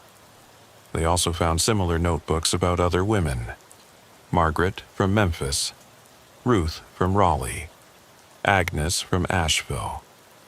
Phone calls to these cities revealed that all 3 women had disappeared in the past year, and in each case, Someone claiming to be them had sold their houses and vanished with the proceeds. The real Estelle was released from the hospital after a week. She couldn't return to her house, not with the memory of being held captive there, not with Dorothy's body having been in her basement. She moved in temporarily with Gladys. "I don't understand," Estelle said one evening, as she and Gladys sat on Gladys's porch, looking at her empty house next door. How could they think they could get away with it? How could Helen think she could just become me? Gladys didn't have an answer, but she held her friend's hand, the one with the scar that had proven her identity. The investigation continued. Helen was charged with kidnapping, identity theft, fraud, and conspiracy to commit murder, even though Dorothy's death had been natural. She was facing life in prison, but her mother, Gladys Holson, was never found. 3 weeks after Helen's arrest, Virgil received a package at the police station. No return address, postmarked from Chicago. Inside was a photo of 2 elderly women sitting on a bench in what looked like a park. One was clearly Gladys Holson, though her hair was now dyed red and she was wearing different style clothing. The other woman looked familiar, but Virgil couldn't place her. On the back of the photo was written, "Martha and her new friend." Aren't they lovely together? Virgil ran the photo through facial recognition. The second woman was identified as Martha Connolly, 83, from Milwaukee. He called the Milwaukee police. Martha Connolly had been reported missing by her nephew 2 weeks ago. She lived alone, had early-stage dementia, and had vanished from her home without taking anything with her. The Milwaukee police checked Martha's house. Someone was living there, claiming to be Martha. She had Martha's ID, knew details about Martha's life, and several neighbors vouched that it was her. But when they looked closer, tested her with questions only the real Martha would know, the woman fled. She was never caught. The pattern continued. Every few weeks, Virgil would receive a photo from a different city. Always 2 elderly women. Always one who turned out to be Gladys Holson in disguise. Always one who was reported missing soon after. It became clear that Gladys was continuing the scheme alone, but with a twist. She wasn't just stealing identities anymore. She was collecting the women themselves, taking them somewhere, keeping them for reasons unknown. 6 months after Helen's arrest, Virgil was called to another wellness check.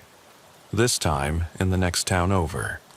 An elderly woman hadn't been seen in days.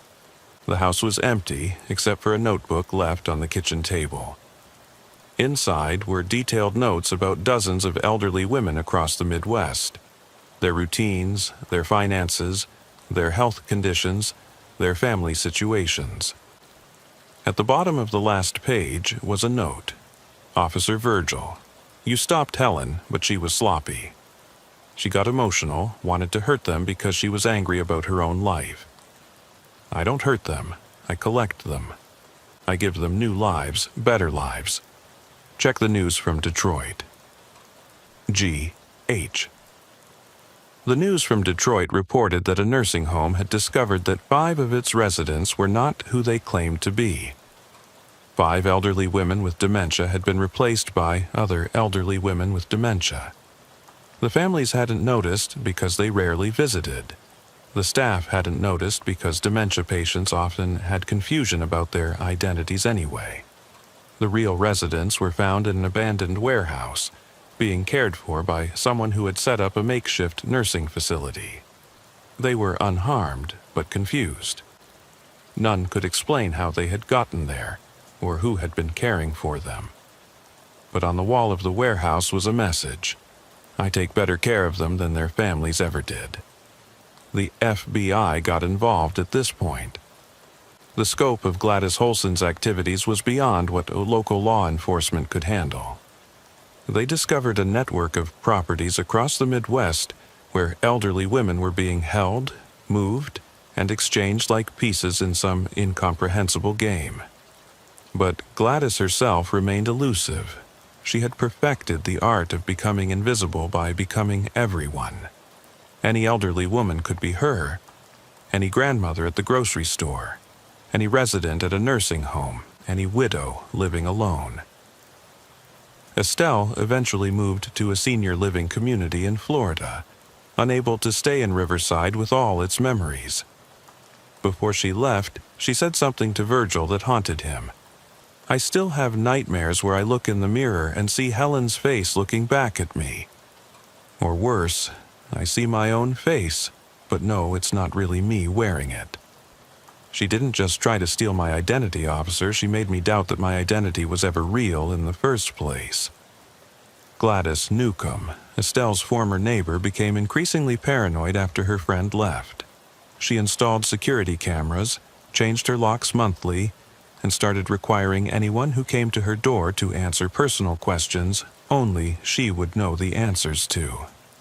"You can't be too careful," she told Virgil during one of his check-ins. "That woman is still out there, and she knows everything about us." She was in Estelle's house for days, going through her things. She probably knows about me, too. Sometimes I wonder if she's watching me right now, learning how to be me. One day, Gladys called Virgil in a panic. "There's someone in my garden," she said, "an elderly woman. She's just standing there, looking at my roses." Virgil rushed over, but by the time he arrived, the woman was gone. There were footprints in the garden, and one of Gladys's prize roses had been cut. That evening, Gladys received a package. Inside was the cut rose and a note.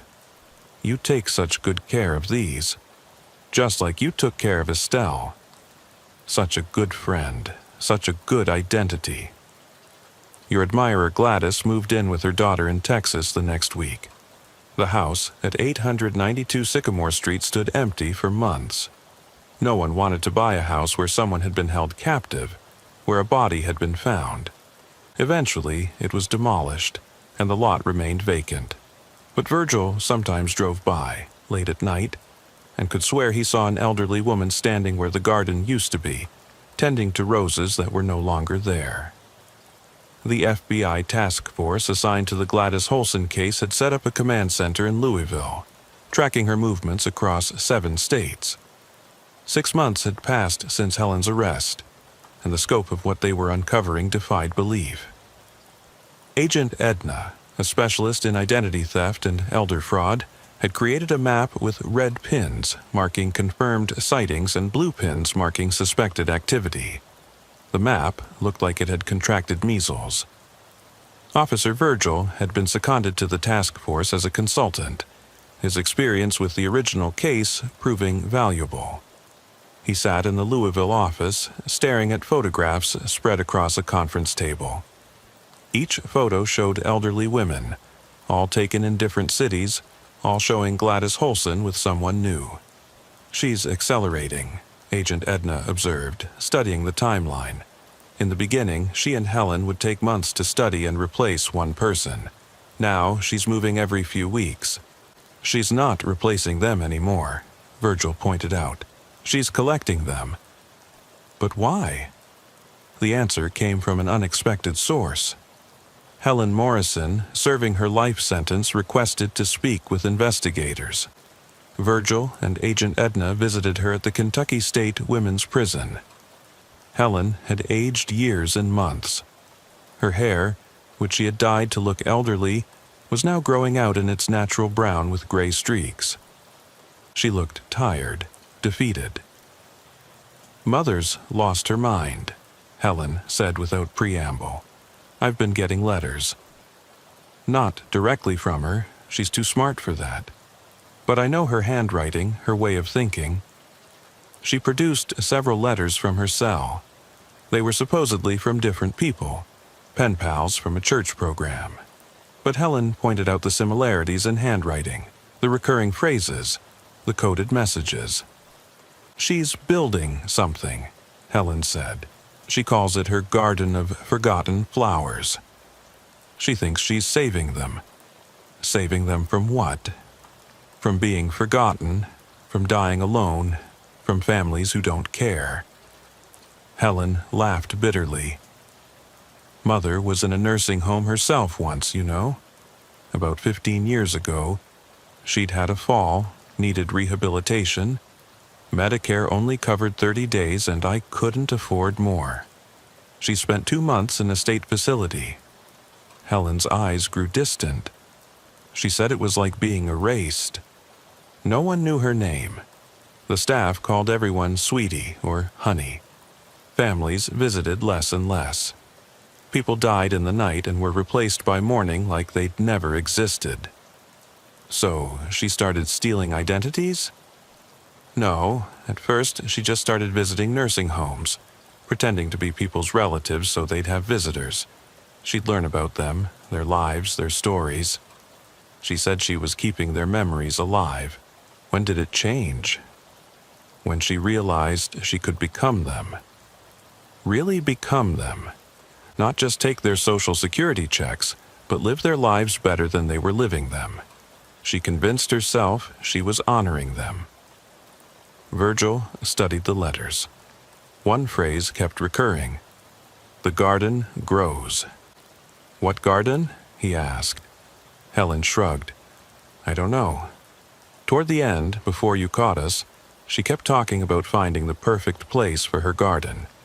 Somewhere she could tend to all her flowers. The breakthrough came 2 weeks later. A report from rural Indiana about an abandoned psychiatric hospital that had shown signs of activity. Local teenagers exploring the building had reported seeing lights and hearing voices. When state police investigated, they found evidence of recent habitation but no one present. What they did find were hospital beds, arranged in rows. Medical equipment, outdated but functional. A kitchen stocked with enough food for dozens of people. And on the walls, photographs of elderly women. Hundreds of them. The FBI descended on the facility. Among the photographs, they identified 17 women who had been reported missing over the past year. But there were so many more unidentified faces. In what had been the administrator's office, they found detailed files on each woman. Medical histories, family trees, personal histories going back decades. It was an archive of forgotten lives meticulously documented. But the women themselves were gone. Security footage from a nearby gas station showed a convoy of 3 vans leaving the area 2 days before the police arrived. The vans were registered to a medical transport company that didn't exist. The trail led to Missouri, where similar reports emerged about an abandoned retirement home showing signs of activity. By the time law enforcement arrived, it was empty except for more photographs, more files, and a message painted on the wall. They are not missing. They are not forgotten. They are becoming who they were meant to be. Virgil couldn't sleep. The case consumed him. He studied every photograph, every file, looking for patterns. These weren't random selections. Gladys was choosing specific women. All were over 70. All had been reported missing by distant relatives or neighbors, not immediate family. All had some form of cognitive decline, but were not completely incapacitated. Then he noticed something else. In each file, Gladys had written personal notes, not about the women's current states, but about who they had been. A retired teacher who had taught thousands of students, a nurse who had delivered hundreds of babies, a librarian who had inspired a love of reading in her community. She's not collecting them randomly, Virgil told Agent Edna. She's collecting women with significant life histories. Women who contributed to society but are now forgotten. But what is she doing with them? The answer came from the most unexpected source. Gladys Newcomb, Estelle's former neighbor now living in Texas, called Virgil directly. I got a postcard, she said, her voice shaking. It's from Estelle. But Estelle's in Florida. I just talked to her yesterday. The postcard showed a scenic view of the Ozark Mountains. The message, in handwriting that looked like Estelle's, read, Dear Gladys, I'm finally home. The garden is beautiful. You were right about the roses. They need daily attention. Your friend always, Estelle. But Estelle was in Florida. Virgil had confirmed it himself. More postcards surfaced. Families across the Midwest reported receiving cards from missing relatives, all postmarked from the same region of the Ozarks, all mentioning a garden. The FBI triangulated the postmarks to a 100-square-mile area of rural Missouri. Satellite imagery showed numerous abandoned properties, old farms, defunct summer camps, closed resorts. Any of them could be Gladys's garden. The search took weeks.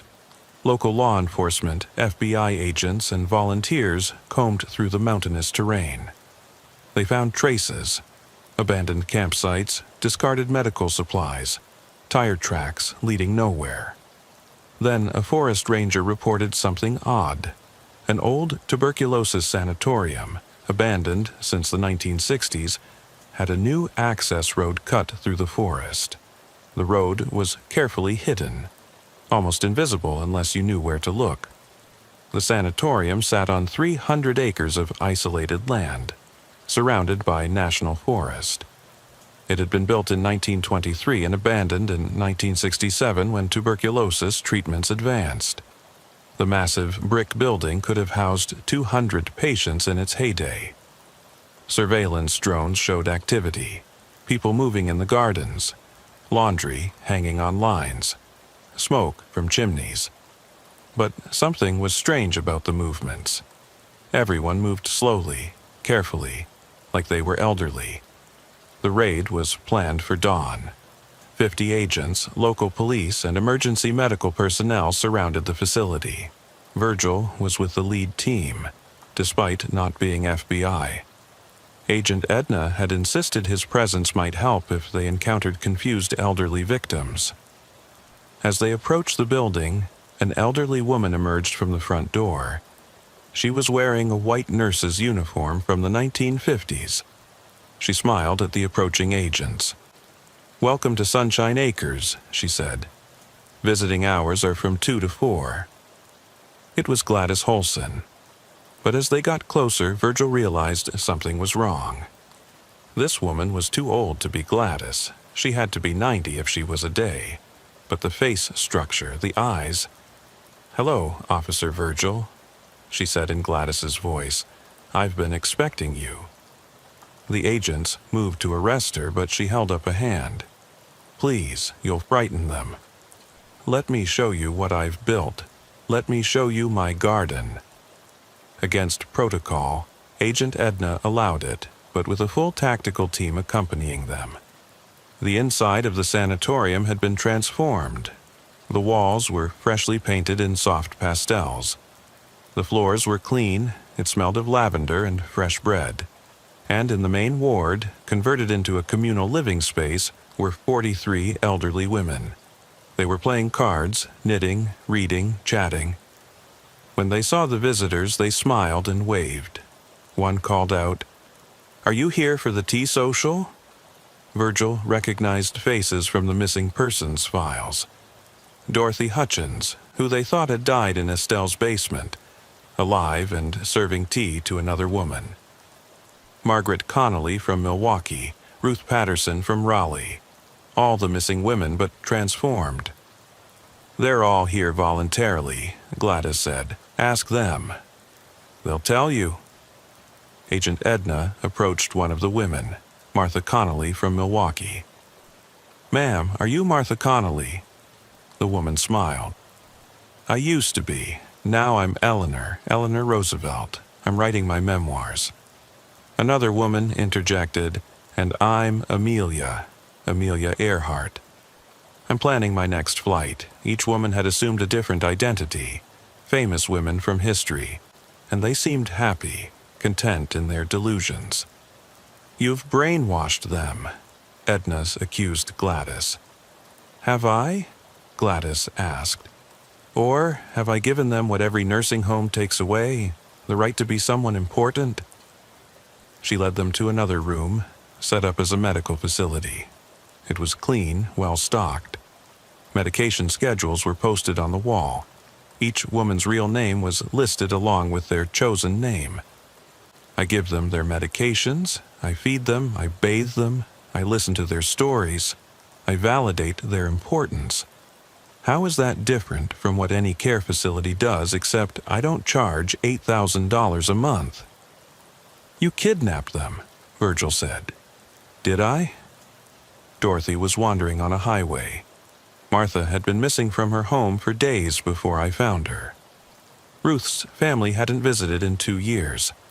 I gave them purpose. In another room they found the real horror. Bodies, 5 of them, in various states of decomposition. But Gladys seemed unbothered. They died naturally, she said. Agnes had a heart attack. Patricia had a stroke.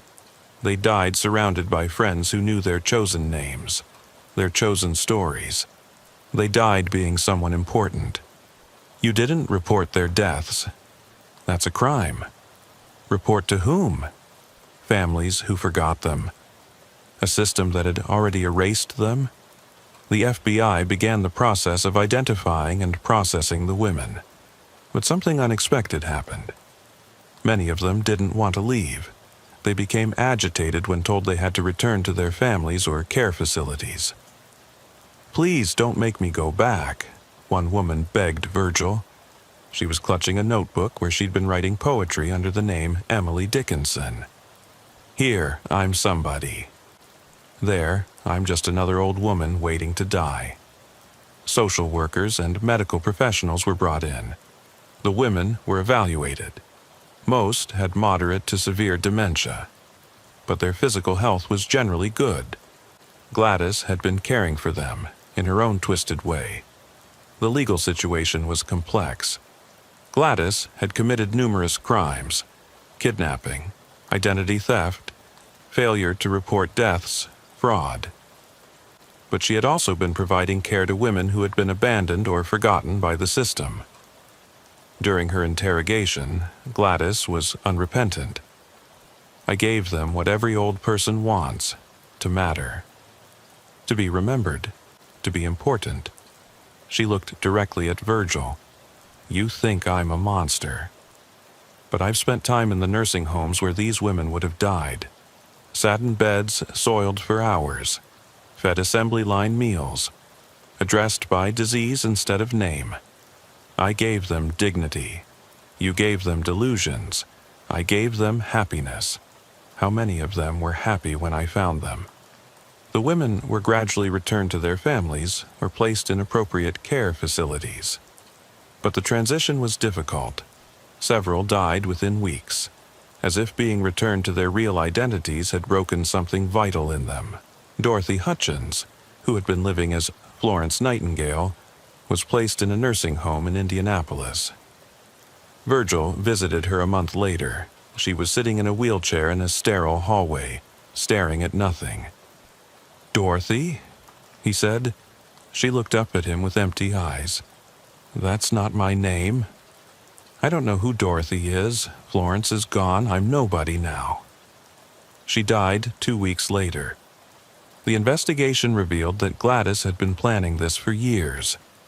She had used the money stolen from victims to fund her sanctuary.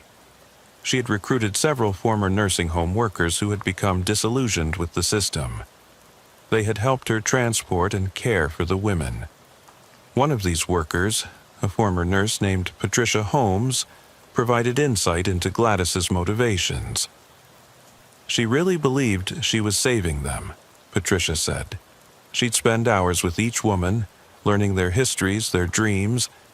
Then she'd help them become who they'd always wanted to be. A woman who'd been a secretary her whole life became a famous author. A housewife became a senator.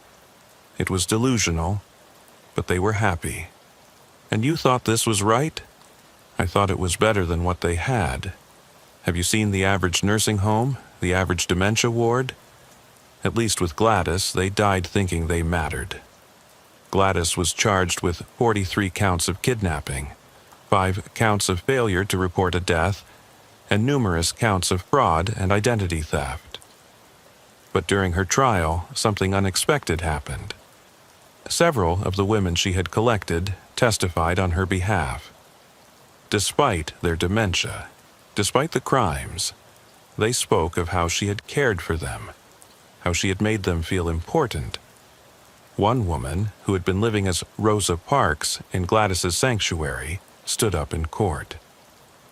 That woman gave me more dignity in 6 months than I'd had in 5 years in a nursing home. She knew my name, she knew my story, she made me feel like I mattered. The prosecutor pointed out that Gladys had been calling her Rosa Parks, not her real name. "So what?" the woman replied. "At least she called me something other than Room 12, Bed B." Gladys was convicted and sentenced to life in prison, but the case had raised uncomfortable questions about elder care in America. Several journalists investigated the conditions in the facilities where the women were returned. The reports were damning. Helen Morrison, watching from prison, wrote one final letter to Virgil. Mother was insane. But she wasn't wrong. We warehouse our elderly and wait for them to die. She gave them a fantasy, yes. But which is crueler, dying believing you're someone important or dying knowing you've been forgotten? Virgil had no answer. A year later, he was called to another wellness check. An elderly woman in a nursing home was claiming to be Gladys Holson. She insisted she had been kidnapped and replaced, that someone else was in prison wearing her face. The woman looked nothing like Gladys.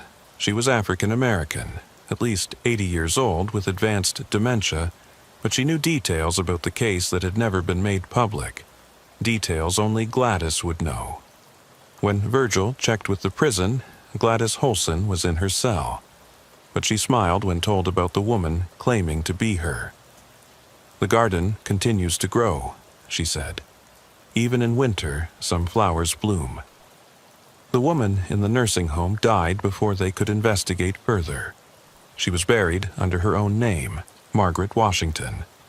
But the nurse who had cared for her said she had died peacefully, still insisting she was Gladys Holson, still talking about her garden of forgotten flowers. Virgil retired shortly after that. The case had broken something in him. He couldn't look at elderly people the same way. Every nursing home seemed like a warehouse. Every forgotten elder seemed like a potential victim, or perhaps a potential Gladys. On his last day, he received a postcard. It showed a garden in full bloom. On the back, in handwriting he didn't recognize, was written, "The garden never dies. It just finds new gardeners. Thank you for understanding, even if you couldn't admit it." A flower. He burned the postcard. But sometimes, late at night, he wondered if Gladys had been right about one thing. In a society that made elderly people invisible, was it really so wrong to give them new identities, even if those identities were lies? He never found an answer that satisfied him. Years later, reports surfaced of similar operations in other states. Elderly people vanishing from neglectful facilities, reappearing in communal homes where they lived as historical figures or celebrities. The FBI called them gardens, after Gladys's original. They would raid them, return the elderly to their families or facilities. But new ones kept appearing, as if Gladys had planted seeds that continued to grow. The last report Virgil read before he stopped following the case entirely was about a facility in Oregon. 40 elderly men and women, all living as former presidents and first ladies. When rescued, none wanted to leave. One man, who had been living as Franklin Roosevelt, told reporters, "I'd rather die as someone important than live as someone forgotten." The facility's operator was never caught, but surveillance footage showed an elderly woman with a watering can tending to a rose garden behind the building. She looked exactly like Estelle Blackwood, but Estelle was still in Florida. Virgil had checked. Hadn't he? 5 years had passed since the raid on the Ozark Sanatorium. Officer Virgil had been retired for 3 years, living quietly in a cabin he'd bought in the Tennessee mountains. He thought he had left the case behind, but on a humid April morning, his old partner Clarence called. "Virgil, you need to hear this. There's been another garden discovered. This one's different." Virgil didn't want to know. He'd spent too many nights wondering about Gladys Holson's twisted philosophy, about the women who died believing they were someone important. But Clarence's next words chilled him. They found Homer Virgil, the real Homer, Estelle's nephew who supposedly died 15 years ago. He's alive. Virgil drove 6 hours to Louisville, where the FBI task force had reassembled. Agent Edna was still leading the investigation, her hair now streaked with gray, her face showing the wear of chasing ghosts for half a decade. "He was in a facility in West Virginia," Edna explained, showing Virgil photographs. "Another garden, but this one specialized in men. Elderly men living as war heroes, astronauts, presidents. Homer was living as Neil Armstrong. Homer was 73 years old, suffering from moderate dementia. He had no memory of the past 15 years. His last clear memory was of visiting his Aunt Estelle and Uncle Harold in Riverside, Kentucky. Gladys must have taken him then," Edna said, "faked his death, used his identity as a cover story. He's been in various gardens ever since." But that raised more questions. If Gladys had been collecting people for 15 years, how many gardens were there? How many people were living stolen lives? The investigation expanded. The FBI created a database of all elderly people reported missing in the past 2 decades, cross-referenced with deaths that seemed suspicious.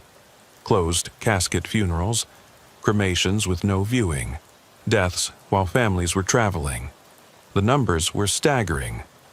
Over 3,000 potential cases across 15 states. "This is impossible," Edna said, staring at the data. Gladys couldn't have done all this alone, even with Helen. Virgil remembered something Helen had said during one of her interviews. Mother taught others. At the time, they'd assumed she meant other criminals. But what if she meant something else? They re-interviewed Helen in prison. She looked older, frailer. The years of incarceration had worn her down. "You want to know about Mother's disciples," Helen said. It wasn't a question. Disciples? That's what she called them. The forgotten ones who understood. The elderly who saw what she was doing and wanted to help. Some were dementia patients who had moments of clarity. Others were nursing home workers who'd lost faith in the system. She taught them all. Taught them what? How to disappear. How to become someone else. How to give that gift to others. Helen laughed bitterly. She created a movement, Officer Virgil. A revolution of the forgotten. The FBI tracked down former employees of nursing homes where residents had gone missing. Many had quit shortly after the disappearances. Some had vanished themselves. One former nurse, Patricia Holmes, was found living in Montana under a different name. When confronted, she broke down. "You don't understand what it's like," she said. Watching them fade away, forgotten by everyone. Gladys showed us another way, a kinder way. Patricia revealed that there was a network, not organized, not hierarchical, but connected by a shared belief. They called themselves gardeners. They found forgotten elderly people and gave them new identities, new purposes. "How many gardeners are there?" Edna asked. "I don't know, dozens, hundreds. Once you learn to see the forgotten, you see them everywhere." The investigation uncovered gardens in 12 states. Some were elaborate, like the Ozark Sanatorium. Others were simple. A farmhouse with 4 or 5 elderly people living as a chosen family of historical figures. In each case, the elderly were well cared for physically. Medications were administered properly, meals were nutritious, but their identities had been completely overwritten. In Ohio, they found a garden where 12 elderly women were living as the wives of the 12 apostles.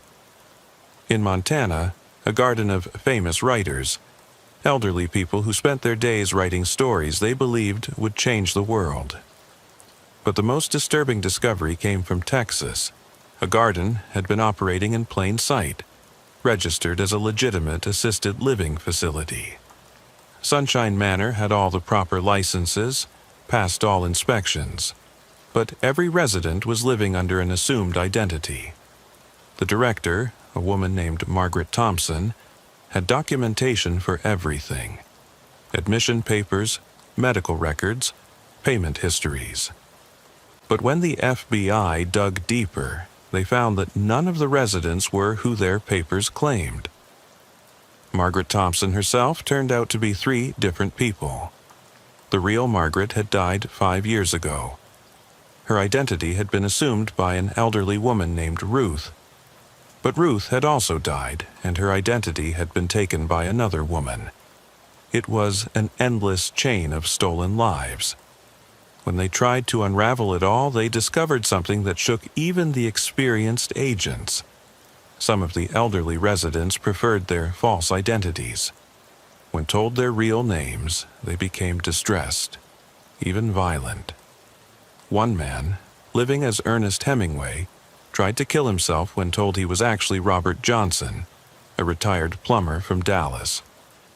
"You're taking away the only thing that makes me want to wake up," he said from his hospital bed. Robert Johnson is nobody. Ernest Hemingway matters. The legal system struggled with how to handle the cases. Many of the gardeners were elderly themselves, suffering from varying degrees of dementia. Prosecuting them seemed cruel, but leaving the gardens operational was impossible.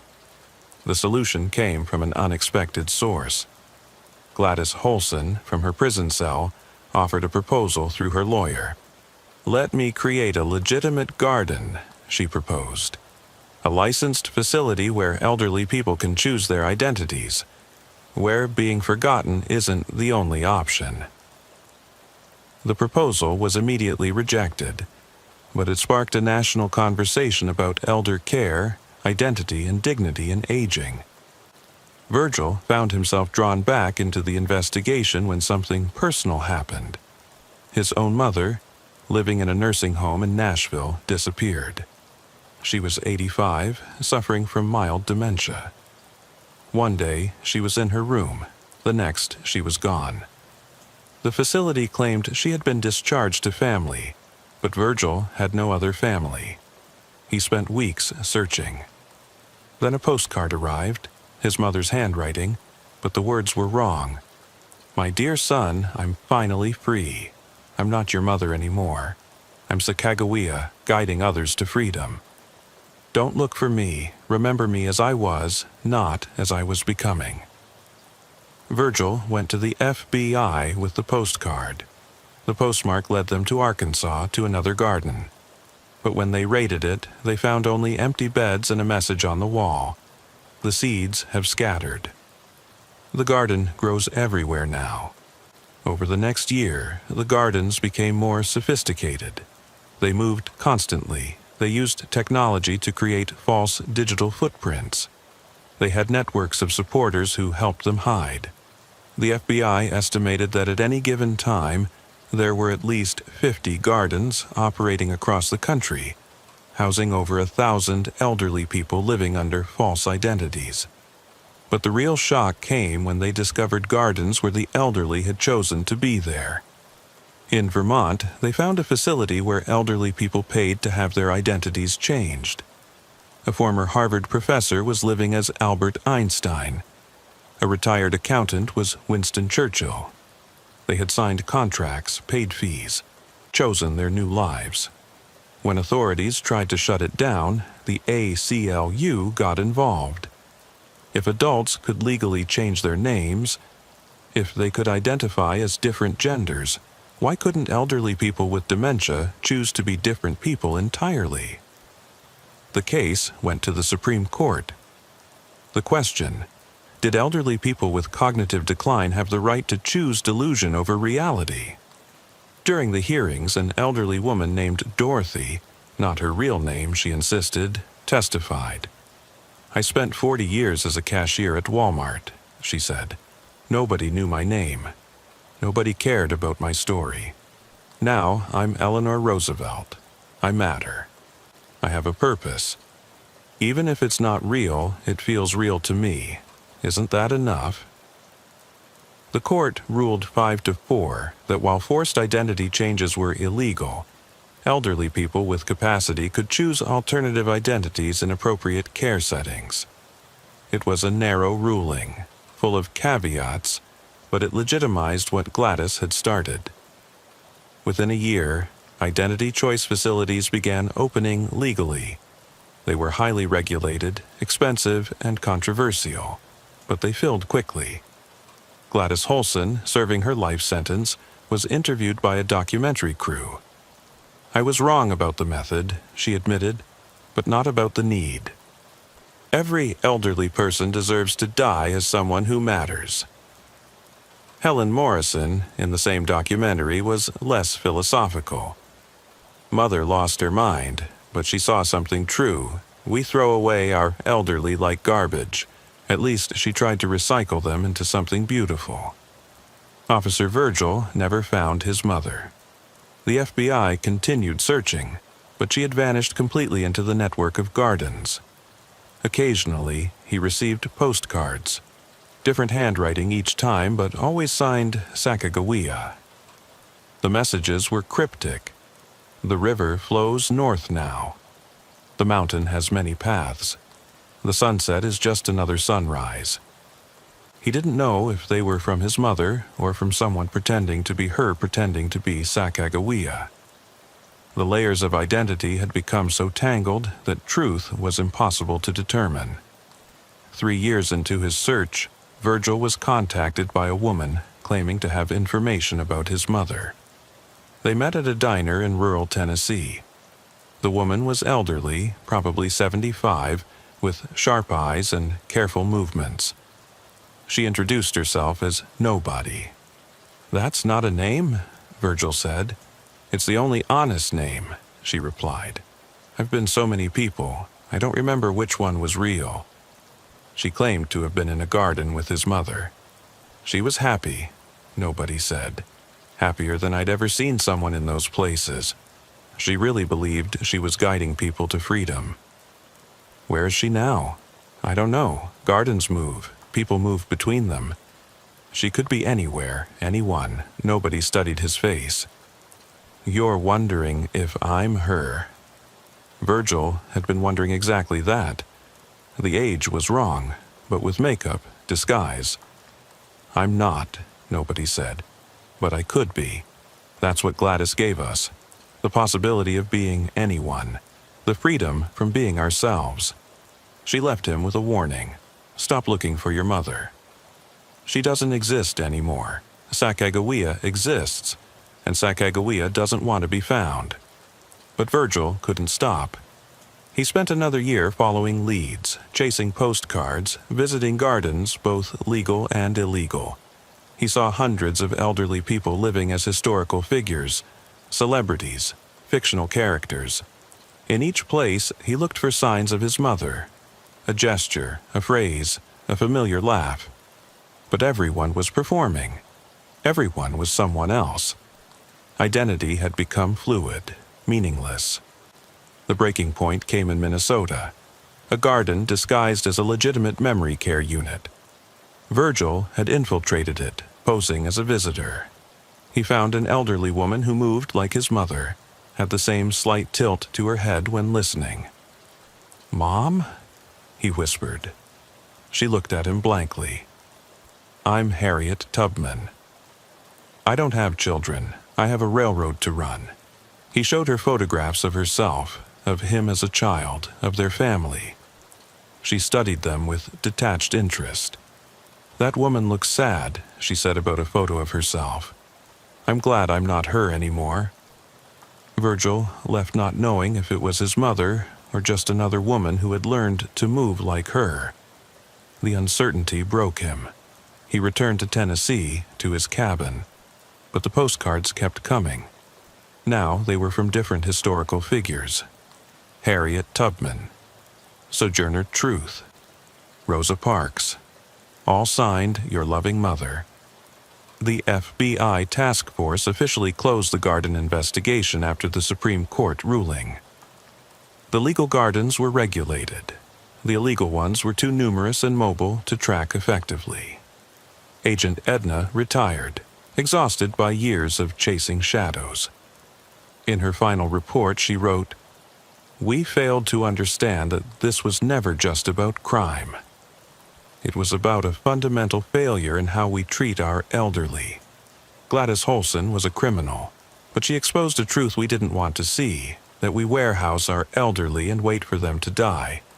The gardens, legal and illegal, are a symptom of that failure." Gladys Holson died in prison 5 years after her conviction. Her last words, according to the prison chaplain, were, "The garden is eternal." Helen Morrison was released on compassionate grounds when she developed terminal cancer. She died in a hospice, insisting to the end that she was actually Gladys's daughter, not Helen at all. No one could prove otherwise. The gardens continued to proliferate. By 2030, there were an estimated 200 legal identity choice facilities and unknown hundreds of illegal gardens. The elderly disappeared into them and emerged as new people, or never emerged at all. Virgil received one final postcard on his 80th birthday. The handwriting was shaky, clearly from someone very elderly. It read, "My dear son, I am everyone and no one. I am your mother and Sacagawea and all the forgotten women who ever lived. I am dying soon, but I will die as someone who mattered. That's all any of us want. Stop looking for me. I was found long ago. Love, everyone." He never received another postcard. Years later, when Virgil developed dementia himself, his caregivers noticed something odd. He would sometimes claim to be Officer Earl, investigating a home invasion. Other times he was Clarence, processing evidence. Once, memorably, he insisted he was Gladys Holson, herself, talking about his garden of forgotten flowers. The nursing home staff thought it was just the dementia, but one young nurse, who had heard about the gardens, wondered if maybe Virgil had chosen his own way of escaping.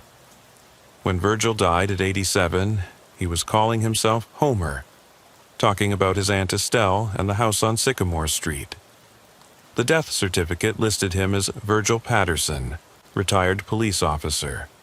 But the nurse who held his hand as he passed heard him whisper, "I'm going to the garden now." Mother's waiting. Whether he meant his biological mother or Gladys Holson, no one could say. The house at 892 Sycamore Street in Riverside, Kentucky, stood empty for 20 years before being demolished. But locals said that on spring evenings, you could sometimes see elderly women in the overgrown garden, tending to roses that no longer existed. Gladys Newcomb, the neighbor who had first called for the wellness check, lived to be 93. She died in a legal identity choice facility, having spent her last years as Amelia Earhart. Her children were disturbed, but the staff said she had never been happier. She died believing she had flown across the ocean, the facility director said. Is that worse than dying believing you're nobody? The question remained unanswered. The last confirmed garden was discovered in Alaska in 2035. 47 elderly people living in an abandoned fishing village, all believing they were the original inhabitants of America. When rescued, none of them wanted to leave. The government finally stopped raiding gardens in 2036. The official reason was resource allocation. The unofficial reason was that no one could determine anymore what constituted identity theft when identity itself had become so fluid. Today, historians estimate that between 1990 and 2035, over 10,000 elderly Americans disappeared into gardens. Some died there, some emerged with new identities. Some are still there, in hidden places, being tended by gardeners who themselves don't remember their original names. Officer Virgil's case files were donated to the Smithsonian, part of an exhibit on identity and aging in 21st century America. Visitors often leave confused, unable to determine whether the gardens were a crime or a kindness. The exhibit includes a quote from Gladys Holson's final letter, written the day before she died. "Every flower in my garden was once a weed that someone forgot to water. I gave them new names, new purposes. If that's a crime, then so is every nursing home that calls someone by their room number instead of their name. The only difference is, I remembered they were human." The curator notes that no one has been able to verify if Gladys actually wrote this letter, or if someone was pretending to be her. In the end, that uncertainty might have been exactly what Gladys wanted. In a world where anyone could be anyone, everyone mattered equally, or perhaps no one mattered at all. The dispatcher's voice crackled through Officer Delbert's radio at 11:47 p.m. on that October Thursday. He had been patrolling the quiet streets of Millfield, Ohio, watching autumn leaves swirl in the streetlights. "Unit 3, we have a 911 call from 447 Oak Street. Elderly female caller reports disturbing noises from the neighbor's house. She sounds extremely distressed. Unit 3 responding. Play the call for me," Delbert said, turning his patrol car toward Oak Street. The 911 recording came through his radio. "911, what's your emergency?" "My name is Norma Reed. I live at 447 Oak Street. Something terrible is happening next door at Vernon's house. I can hear, I don't know how to describe it, screaming, but also music, like someone's being hurt." "Ma'am, is someone in immediate danger?" "I don't know. Vernon lives alone since his wife died, but I hear multiple voices. Some sound young. Oh God, there's another scream. Please send someone." "We're dispatching an officer now, Mrs. Reed. Can you tell me more about what you're hearing?" "It's been going on for 2 hours. Music that starts and stops. Crying. Sometimes laughing, but it sounds wrong. Vernon's a retired music teacher. He's 68, never causes trouble. But something's very wrong." The recording ended. Delbert knew Vernon Crawford, former high school music teacher, widowed 2 years ago when Wilma died of cancer. Quiet man, kept to himself. As Delbert turned onto Oak Street, he could see Norma Reed on her porch, clutching her phone. She rushed toward his car before he'd even parked. "Officer Delbert, thank God, listen, you can hear it from here." Delbert got out and indeed heard it. Piano music drifting from Vernon's house but played erratically. Then voices. Multiple voices. Some sounding distressed. "Mrs. Reed, when did you last see Mr. Crawford?" "This morning. He was getting his mail, looked terrible, hadn't shaved, clothes wrinkled. Asked if he was okay, he just mumbled something about preparing for a concert." "A concert?" "That's what worried me." "There's no concert. The school hasn't had a music program for 5 years." Delbert approached Vernon's dark blue Victorian. The porch light was off, but he could see lights flickering inside. He knocked firmly. "Mr. Crawford? Officer Delbert with Millfield Police. We've received a complaint. I need you to come to the door." The music stopped abruptly. Then footsteps, multiple sets it seemed. The door opened slightly, held by a chain. Vernon's face appeared, haggard, red-eyed, his gray hair unkempt. Officer, is there a problem? Mr.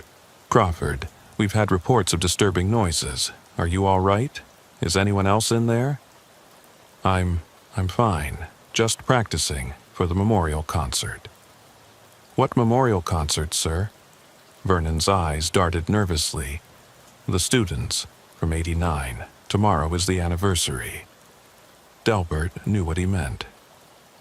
October 15th, 1989.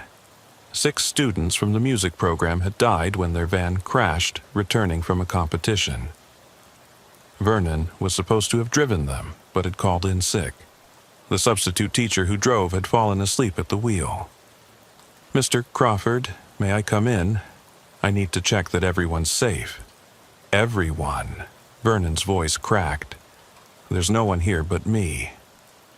From inside, Delbert heard a voice, young, female. Mr. Crawford, should we continue? Vernon's face went pale. That's just a recording of my old students. Sir, I need to come in now. Vernon reluctantly undid the chain. The smell hit Delbert immediately. Unwashed clothes, rotting food, and something else. Fear. The living room was chaos. Sheet music everywhere, but covered in red ink corrections, notes that made no musical sense. Multiple instruments were set up, violins, flutes, a cello, all arranged facing the piano where Vernon had been sitting. Mr. Crawford, who else is here? No one. I told you, I'm alone. But Delbert heard footsteps upstairs. He drew his weapon. Whoever is upstairs, this is the police. Come down slowly with your hands visible. Vernon grabbed his arm. No. Please, they're just kids. They're scared. What kids, Vernon? The old man started crying. I found them. After what he did to them, I couldn't leave them there. Delbert keyed his radio. Dispatch. I need backup at 445 Oak. Possible multiple victims in the house. He moved toward the stairs, Vernon following, begging him to be gentle. At the top, Delbert found 4 teenagers, 2 boys, 2 girls, all appearing to be 15 to 17 years old. They were huddled in a bedroom, terrified. But something was wrong. They were dressed in clothes from the 1980s. Their hair was styled like teenagers from that era, and they all had matching bruises on their necks. It's okay, Delbert said gently. I'm Officer Delbert. You're safe now. Can you tell me your names? The girl who looked oldest spoke. Jennifer. This is Michael, Susan, and David. Mr. Crawford saved us. Those were the names of 4 of the students who died in 1989. Saved you from what? From him, from Mr. Wallace. He kept us in his house, made us pretend to be them, the dead students. He said if we didn't play along, he'd kill us like he killed them. Delbert felt his blood cold. Norman Wallace, he was the substitute teacher who had supposedly died in the crash with the students. Wallace is alive? Vernon spoke from behind him. He never died. He staged the crash, killed those kids, and now he's been taking new kids, making them replace the ones who died. These 4 escaped 3 days ago. They came to me because they knew I'd believe them. Where is Wallace now?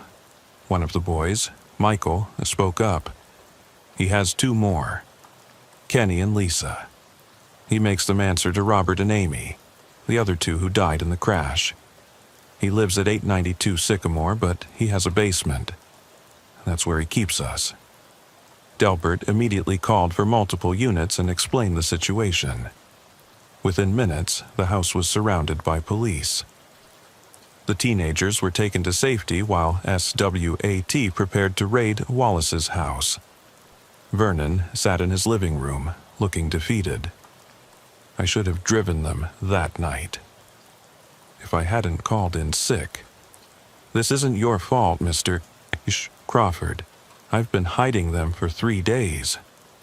I didn't know what to do. Wallace has connections. He was declared dead. Who would believe he's alive and kidnapping kids to replace the ones he killed? The raid on Wallace's house revealed the horror. 2 teenagers were found locked in a soundproof basement, forced to wear 1980s clothing and answer to the names of the dead students. The basement walls were covered with photos from 1989, newspaper clippings about the crash, and disturbingly detailed information about each dead student. Norman Wallace was arrested trying to flee through the back door. He looked nothing like his old photos. Plastic surgery, different hair color, but dental records would later confirm his identity. During interrogation, Wallace revealed his delusion. He believed that if he could perfectly recreate that night in 1989, if he could drive the students home safely this time, it would undo his crime. He had been kidnapping teenagers who looked similar to his victims, forcing them to learn everything about the dead students, planning to take them on the same route on the anniversary. I was going to save them this time, he kept saying. I was going to make it right. The 6 teenagers were all runaways from different states, taken over the past 2 years. Wallace had been training them, forcing them to memorize details about the dead students' lives, teaching them to play the same instruments, even making them write in the dead students' handwriting. Vernon Crawford had recognized one of the escaped teenagers at the grocery store. She looked so much like Jennifer, his former student, that he'd followed her. When she saw him and whispered, "Help us," he'd hidden them while trying to figure out what to do. "I thought I was going insane," Vernon told Delbert later, "seeing my dead students. But then they told me the truth, and I knew I had to protect them, even if it meant everyone thinking I'd lost my mind." The case shocked Millfield. Norman Wallace was charged with 6 counts of murder from 1989, 6 counts of kidnapping, false imprisonment, and identity theft. He was deemed mentally incompetent to stand trial and confined to a maximum security psychiatric facility. The 6 teenagers were reunited with their families. All would require extensive therapy, but they survived. Vernon Crawford was cleared of any wrongdoing. He had been trying to protect the children while gathering evidence. The town recognized him as a hero, though he refused the label.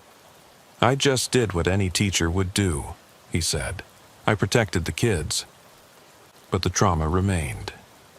Vernon couldn't stop thinking about his 6 students who had actually died, whose identities had been stolen by a madman trying to rewrite history. On the real anniversary of the crash, Vernon held a small memorial concert at his house. The 6 rescued teenagers attended, playing the instruments they'd been forced to learn. But this time, they played what they wanted, modern songs, full of life. "This is for Jennifer, Michael, Susan, David, Robert, and Amy," Vernon said. "The real ones. May they rest in peace." As the music filled his house, Norma Reed listened from next door and wept. Not from fear this time, but from relief that sometimes, even in the darkest stories, some children could be saved. The SWAT team surrounded 892 Sycamore Street at 1:35 a.m. Officer Delbert watched from the command post as thermal imaging showed 1 adult figure on the main floor and 2 smaller heat signatures in what appeared to be the basement. "Confirmation on the basement?" the SWAT commander asked. "2 juveniles, likely restrained based on lack of movement," the tech reported. "Adult subject is mobile, appears agitated." Delbert thought about the 4 teenagers back at Vernon's house, traumatized but alive. According to them, Wallace had an elaborate routine. Every night at midnight he made them rehearse, recreating conversations the dead students had, practicing their instruments, even writing in journals as if they were living in 1989. "He made us watch videos," Jennifer had told them, "old home movies of the real students. We had to memorize everything. How they walked, talked, laughed. If we got it wrong, he'd lock us in the dark for days. The SWAT team breached at 1:47 a.m. Delbert heard it over the radio. Police, search warrant. Basement clear, 2 victims secured, need medical. Suspect fleeing rear exit, in pursuit. Norman Wallace was tackled in his backyard, clutching a duffel bag full of VHS tapes and photographs. When they turned him over, Delbert barely recognized him. The man, who was supposed to have died in 1989, had undergone extensive plastic surgery. But his eyes, those cold, calculating eyes, were the same from the old faculty photos. "You don't understand," Wallace said as they cuffed him. "I was fixing it. I was making it right." The basement was a nightmare museum. The walls were covered floor to ceiling with photographs of the 6 students who died in 1989. Every detail of their lives documented. Report cards, love letters, diary entries Wallace had somehow obtained. 6 beds were arranged exactly like they would have been in the van that crashed. The 2 teenagers, Kenny Hartley, 16 from Indiana, and Lisa Morrison, 15 from Michigan, were found locked in a cage-like structure Wallace had built. They were wearing Millfield High School band uniforms from 1989, complete with name tags reading Robert and Amy. "He was going to drive us tomorrow night," Lisa told the paramedics. "Same route the van took in '89. He said if we played our parts perfectly, if we were good enough students, we'd make it home safe and everything would be fixed." At the station, Norman Wallace's interrogation revealed the depth of his delusion. He genuinely believed he could undo the crash by recreating it with different victims. "I didn't fall asleep that night," he insisted to Detective Barnes. "Someone drugged my coffee. Someone wanted those kids dead. I survived because I was meant to fix it." "Mr. Wallace, you caused the crash. The investigation proved you fell asleep at the wheel." "No, that's what they wanted everyone to think. But I know the truth, and I know how to fix it. Those kids I found, they're perfect. They could be them. They could live the lives that were stolen." Forensic analysis of Wallace's house revealed he had been planning this for years. He had fake documentation showing he died in the crash, had assumed a new identity, and had spent decades obsessing over the 6 dead students. In a hidden room, investigators found journals dating back to 1990. The entries showed Wallace's gradual descent into delusion. October 15th, 1990. 1 year. They visit me in dreams. They want to come back. October 15th, 1995. I've found a way. If I can find the right ones, ones who look like them, sound like them. October 15th, 2000. The first attempt failed. The girl ran. She didn't understand I was saving her. There were references to other victims over the years. Teenagers who had escaped or been released when they didn't match Wallace's exact requirements. The FBI got involved, trying to track down these previous victims. Vernon Crawford was interviewed extensively. He had genuinely been trying to protect the teenagers while figuring out who they really were. When Vernon Crawford sat in the police station, exhausted but relieved. The 4 teenagers he'd been hiding were safe, receiving medical attention and waiting for their families. When Jennifer, the girl who looks like my student, approached me at the grocery store, I thought I was hallucinating, Vernon told Officer Delbert. But she grabbed my arm and whispered, "He makes us pretend to be dead kids. Please help." That's when I knew something terrible was happening. The FBI arrived by morning, taking over the investigation. Norman Wallace's house yielded more evidence. He had been stalking runaways at bus stations, selecting ones who resembled the dead students. Over 20 years, at least 15 teenagers had been taken. Some escaped, some were released when they didn't match his requirements, and some were still missing. Wallace's psychiatric evaluation revealed severe PTSD combined with delusional disorder. He genuinely believed the crash had been orchestrated by some conspiracy, and that by recreating it with better students who would survive, he could prove his innocence. The real students were flawed, Wallace told the psychiatrist. Jennifer talked back. Michael was failing math. These new ones were perfect.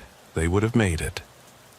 Officer Wilma, who had arrived as backup, interviewed the rescued teenagers. Their stories were heartbreaking.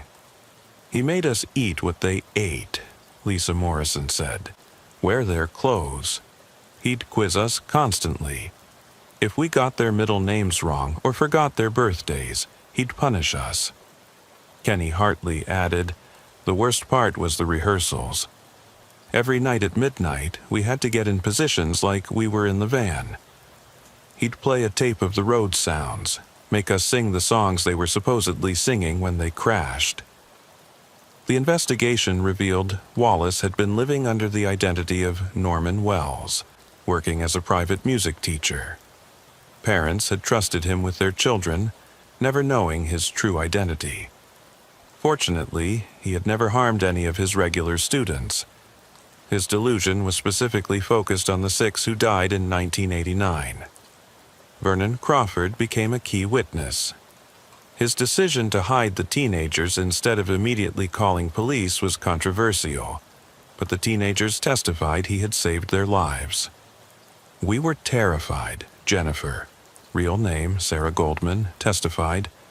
"Wallace had told us if we ever escaped, he had people watching who would kill us and our families. Mr. Crawford made us feel safe for the first time in months."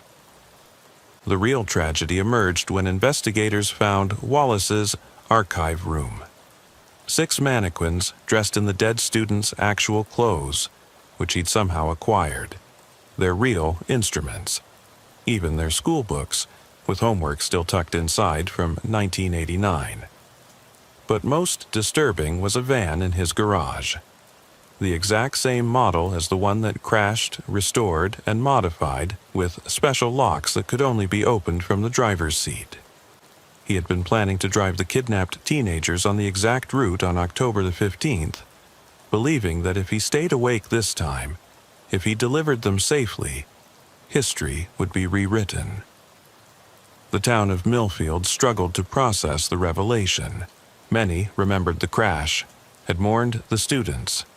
To learn that their substitute teacher had survived and spent decades trying to undo his crime through kidnapping was incomprehensible. A memorial service was held for the real victims of 1989. Their families, many of whom had moved away, returned for closure. The 6 rescued teenagers attended, no longer forced to wear the dead students' identities. "My daughter has been gone for 34 years, said Mrs. Patterson, mother of the real Jennifer. To know someone was using her memory, her identity for this sick fantasy, it's unbearable. But I'm grateful these children were saved. Norman Wallace was found guilty but mentally ill. He was sentenced to life in a secure psychiatric facility. During his sentencing, he still insisted he was trying to save everyone. You don't understand, he said to the judge. They're still trapped in that van. Every October 15th, they die again. I was their only hope. Vernon Crawford retired from teaching shortly after the trial. The trauma of hiding the teenagers, of reliving the loss of his students, was too much.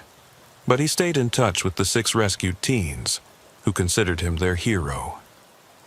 On the first anniversary after the rescue, the 6 teenagers returned to Millfield. They held a concert, not as the dead students they'd been forced to portray, but as themselves. They played modern songs, wore their own clothes, used their real names. This is for Mr. Crawford, Sarah, who'd been forced to be Jennifer, announced, who saw us for who we really were, not who we were forced to be.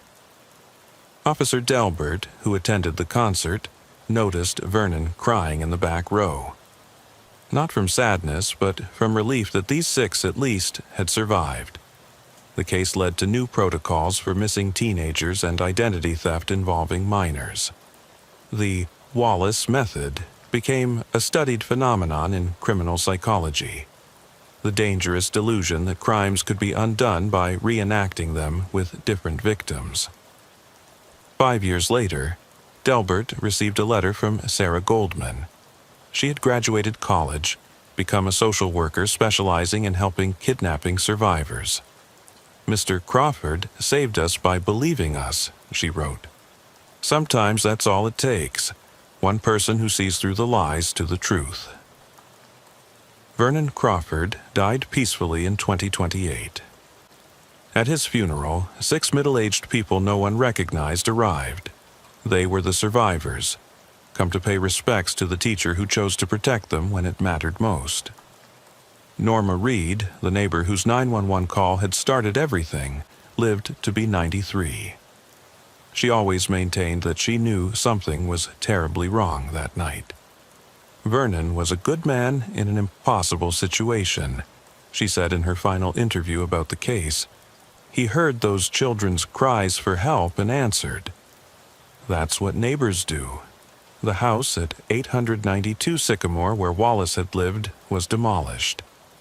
But every October 15th, people still leave flowers at the memorial for the 6 students who died in 1989. The real ones, whose memories were finally allowed to rest in peace. 6 months after Norman Wallace's arrest, Officer Delbert was called to testify at a federal hearing about missing children and identity theft. The Wallace case had exposed gaps in the system. How someone declared dead could continue living under a false identity for over 30 years.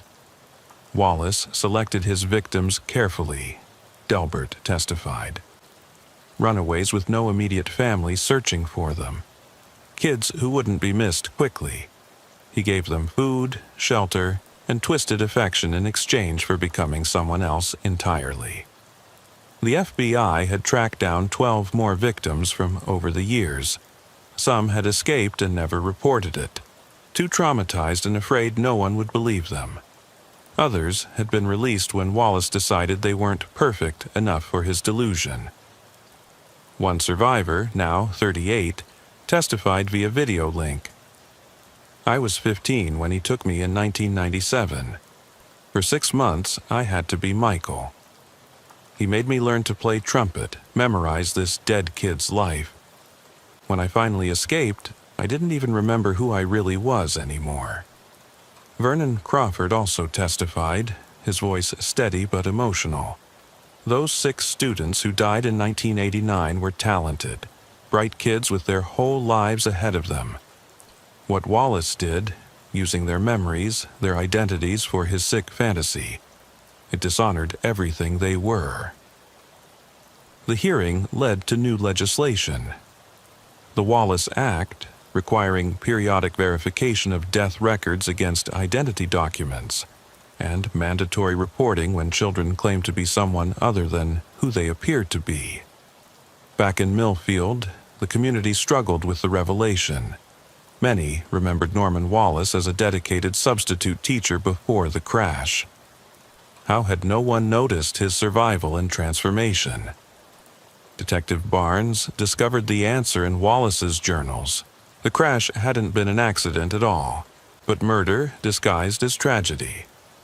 A year after the rescue, Delbert checked in on the 6 survivors. They had formed a support group, meeting virtually every month. Sarah Goldman, formerly Jennifer, had become their unofficial leader. "We call ourselves the Underground 6, she told Delbert. "Not because we were hidden underground, but because we were buried under false identities. Now, we're helping other identity theft victims, especially minors." Vernon Crawford had joined them as an advisor. Despite his initial trauma from hiding them, he'd become a grandfather figure to the group. He helped them reclaim their real identities while honoring the memory of his actual students. The real Jennifer, Michael, Susan, David, Robert, and Amy deserved to be remembered for who they were. Vernon said at a memorial service, not as pawns in a madman's delusion, but as the vibrant young people they were. The service was held at Millfield High School's new music room, funded by donations after the case made national news. 6 plaques bore the names and photos of the students who died in 1989. Below each name was a brief biography, their dreams, achievements, and the lives they'd planned to live. Norman Wallace died in the psychiatric facility 3 years after his conviction. He never abandoned his delusion, insisting to the end that he'd been trying to save everyone. His death brought little closure to anyone involved. Officer Wilma, who had assisted in the rescue, specialized in missing children cases after the Wallace investigation. She developed new interview techniques for victims of long-term identity theft. These kids were programmed to lie about who they were, she explained at a training seminar. We had to learn to see past the rehearsed responses to find the real child underneath. 5 years later, a memorial garden was planted where Wallace's house had stood. 6 trees for the students who died in 1989. 6 benches for the survivors who were rescued. A plaque read, "In memory of those lost and in honor of those saved." May their true names never be forgotten. Norma Reed, whose 911 call had saved 6 lives, was honored by the city, but she remained humble about her role. "I just knew something was wrong," she said. Vernon's a good man, but those sounds coming from his house that night, no good man makes sounds like that alone. I had to call. The 911 recording of her call became part of police training, an example of how concerned citizens could help identify crimes in progress. "My name is Norma Reed. I live at 447 Oak Street. Something terrible is happening next door." That call, Delbert knew, had been the first domino. Without it, 6 teenagers might have been driven to their deaths in a delusional reenactment of a 30-year-old tragedy. 10 years after the rescue, Delbert retired from the force. At his retirement party, 6 guests surprised him, the survivors, now in their late 20s and early 30s. They had careers, families, real lives built on their real identities. "You gave us our names back," Sarah told him. "Our real names, our real lives, thank you." Vernon Crawford had passed away 2 years earlier, but his memorial fund continued supporting young musicians, living ones pursuing their own dreams with their own names. The last time Delbert drove past Oak Street before moving to Florida in retirement, he stopped at Vernon's old house. A young family lived there now, unaware of the history. Children played in the yard where Vernon had once hidden 6 traumatized teenagers. Delbert thought about that night, Norma's frantic 911 call, Vernon's desperate attempt to protect the kids, Wallace's sick delusion finally ending. It had been one of the strangest cases of his career, but also one of the most important. 6 kids got to grow up as themselves because of that call. As he drove away, Delbert noticed Norma Reed, now 91, in her garden. She waved, and he waved back. Some neighbors, he thought, save lives just by paying attention. The Millfield case became a studied example in criminal psychology textbooks. The Wallace delusion, the belief that crimes could be undone by reenacting them with different victims, was now a recognized phenomenon. But more importantly, it became a reminder that sometimes the most disturbing 911 calls led to the most important rescues. In the end, 6 teenagers lived because one elderly neighbor heard something wrong and made a call. Because one retired teacher chose protection over protocol. Because one officer looked past the obvious to find the hidden truth. Their real names were Sarah Goldman, Marcus Jefferson, Ashley Tanner, Brian Park, Kenny Hartley, and Lisa Morrison. They were not Jennifer, Michael, Susan, David, Robert, and Amy. They were themselves. And that, Delbert knew as he settled into retirement, was the only identity that truly mattered.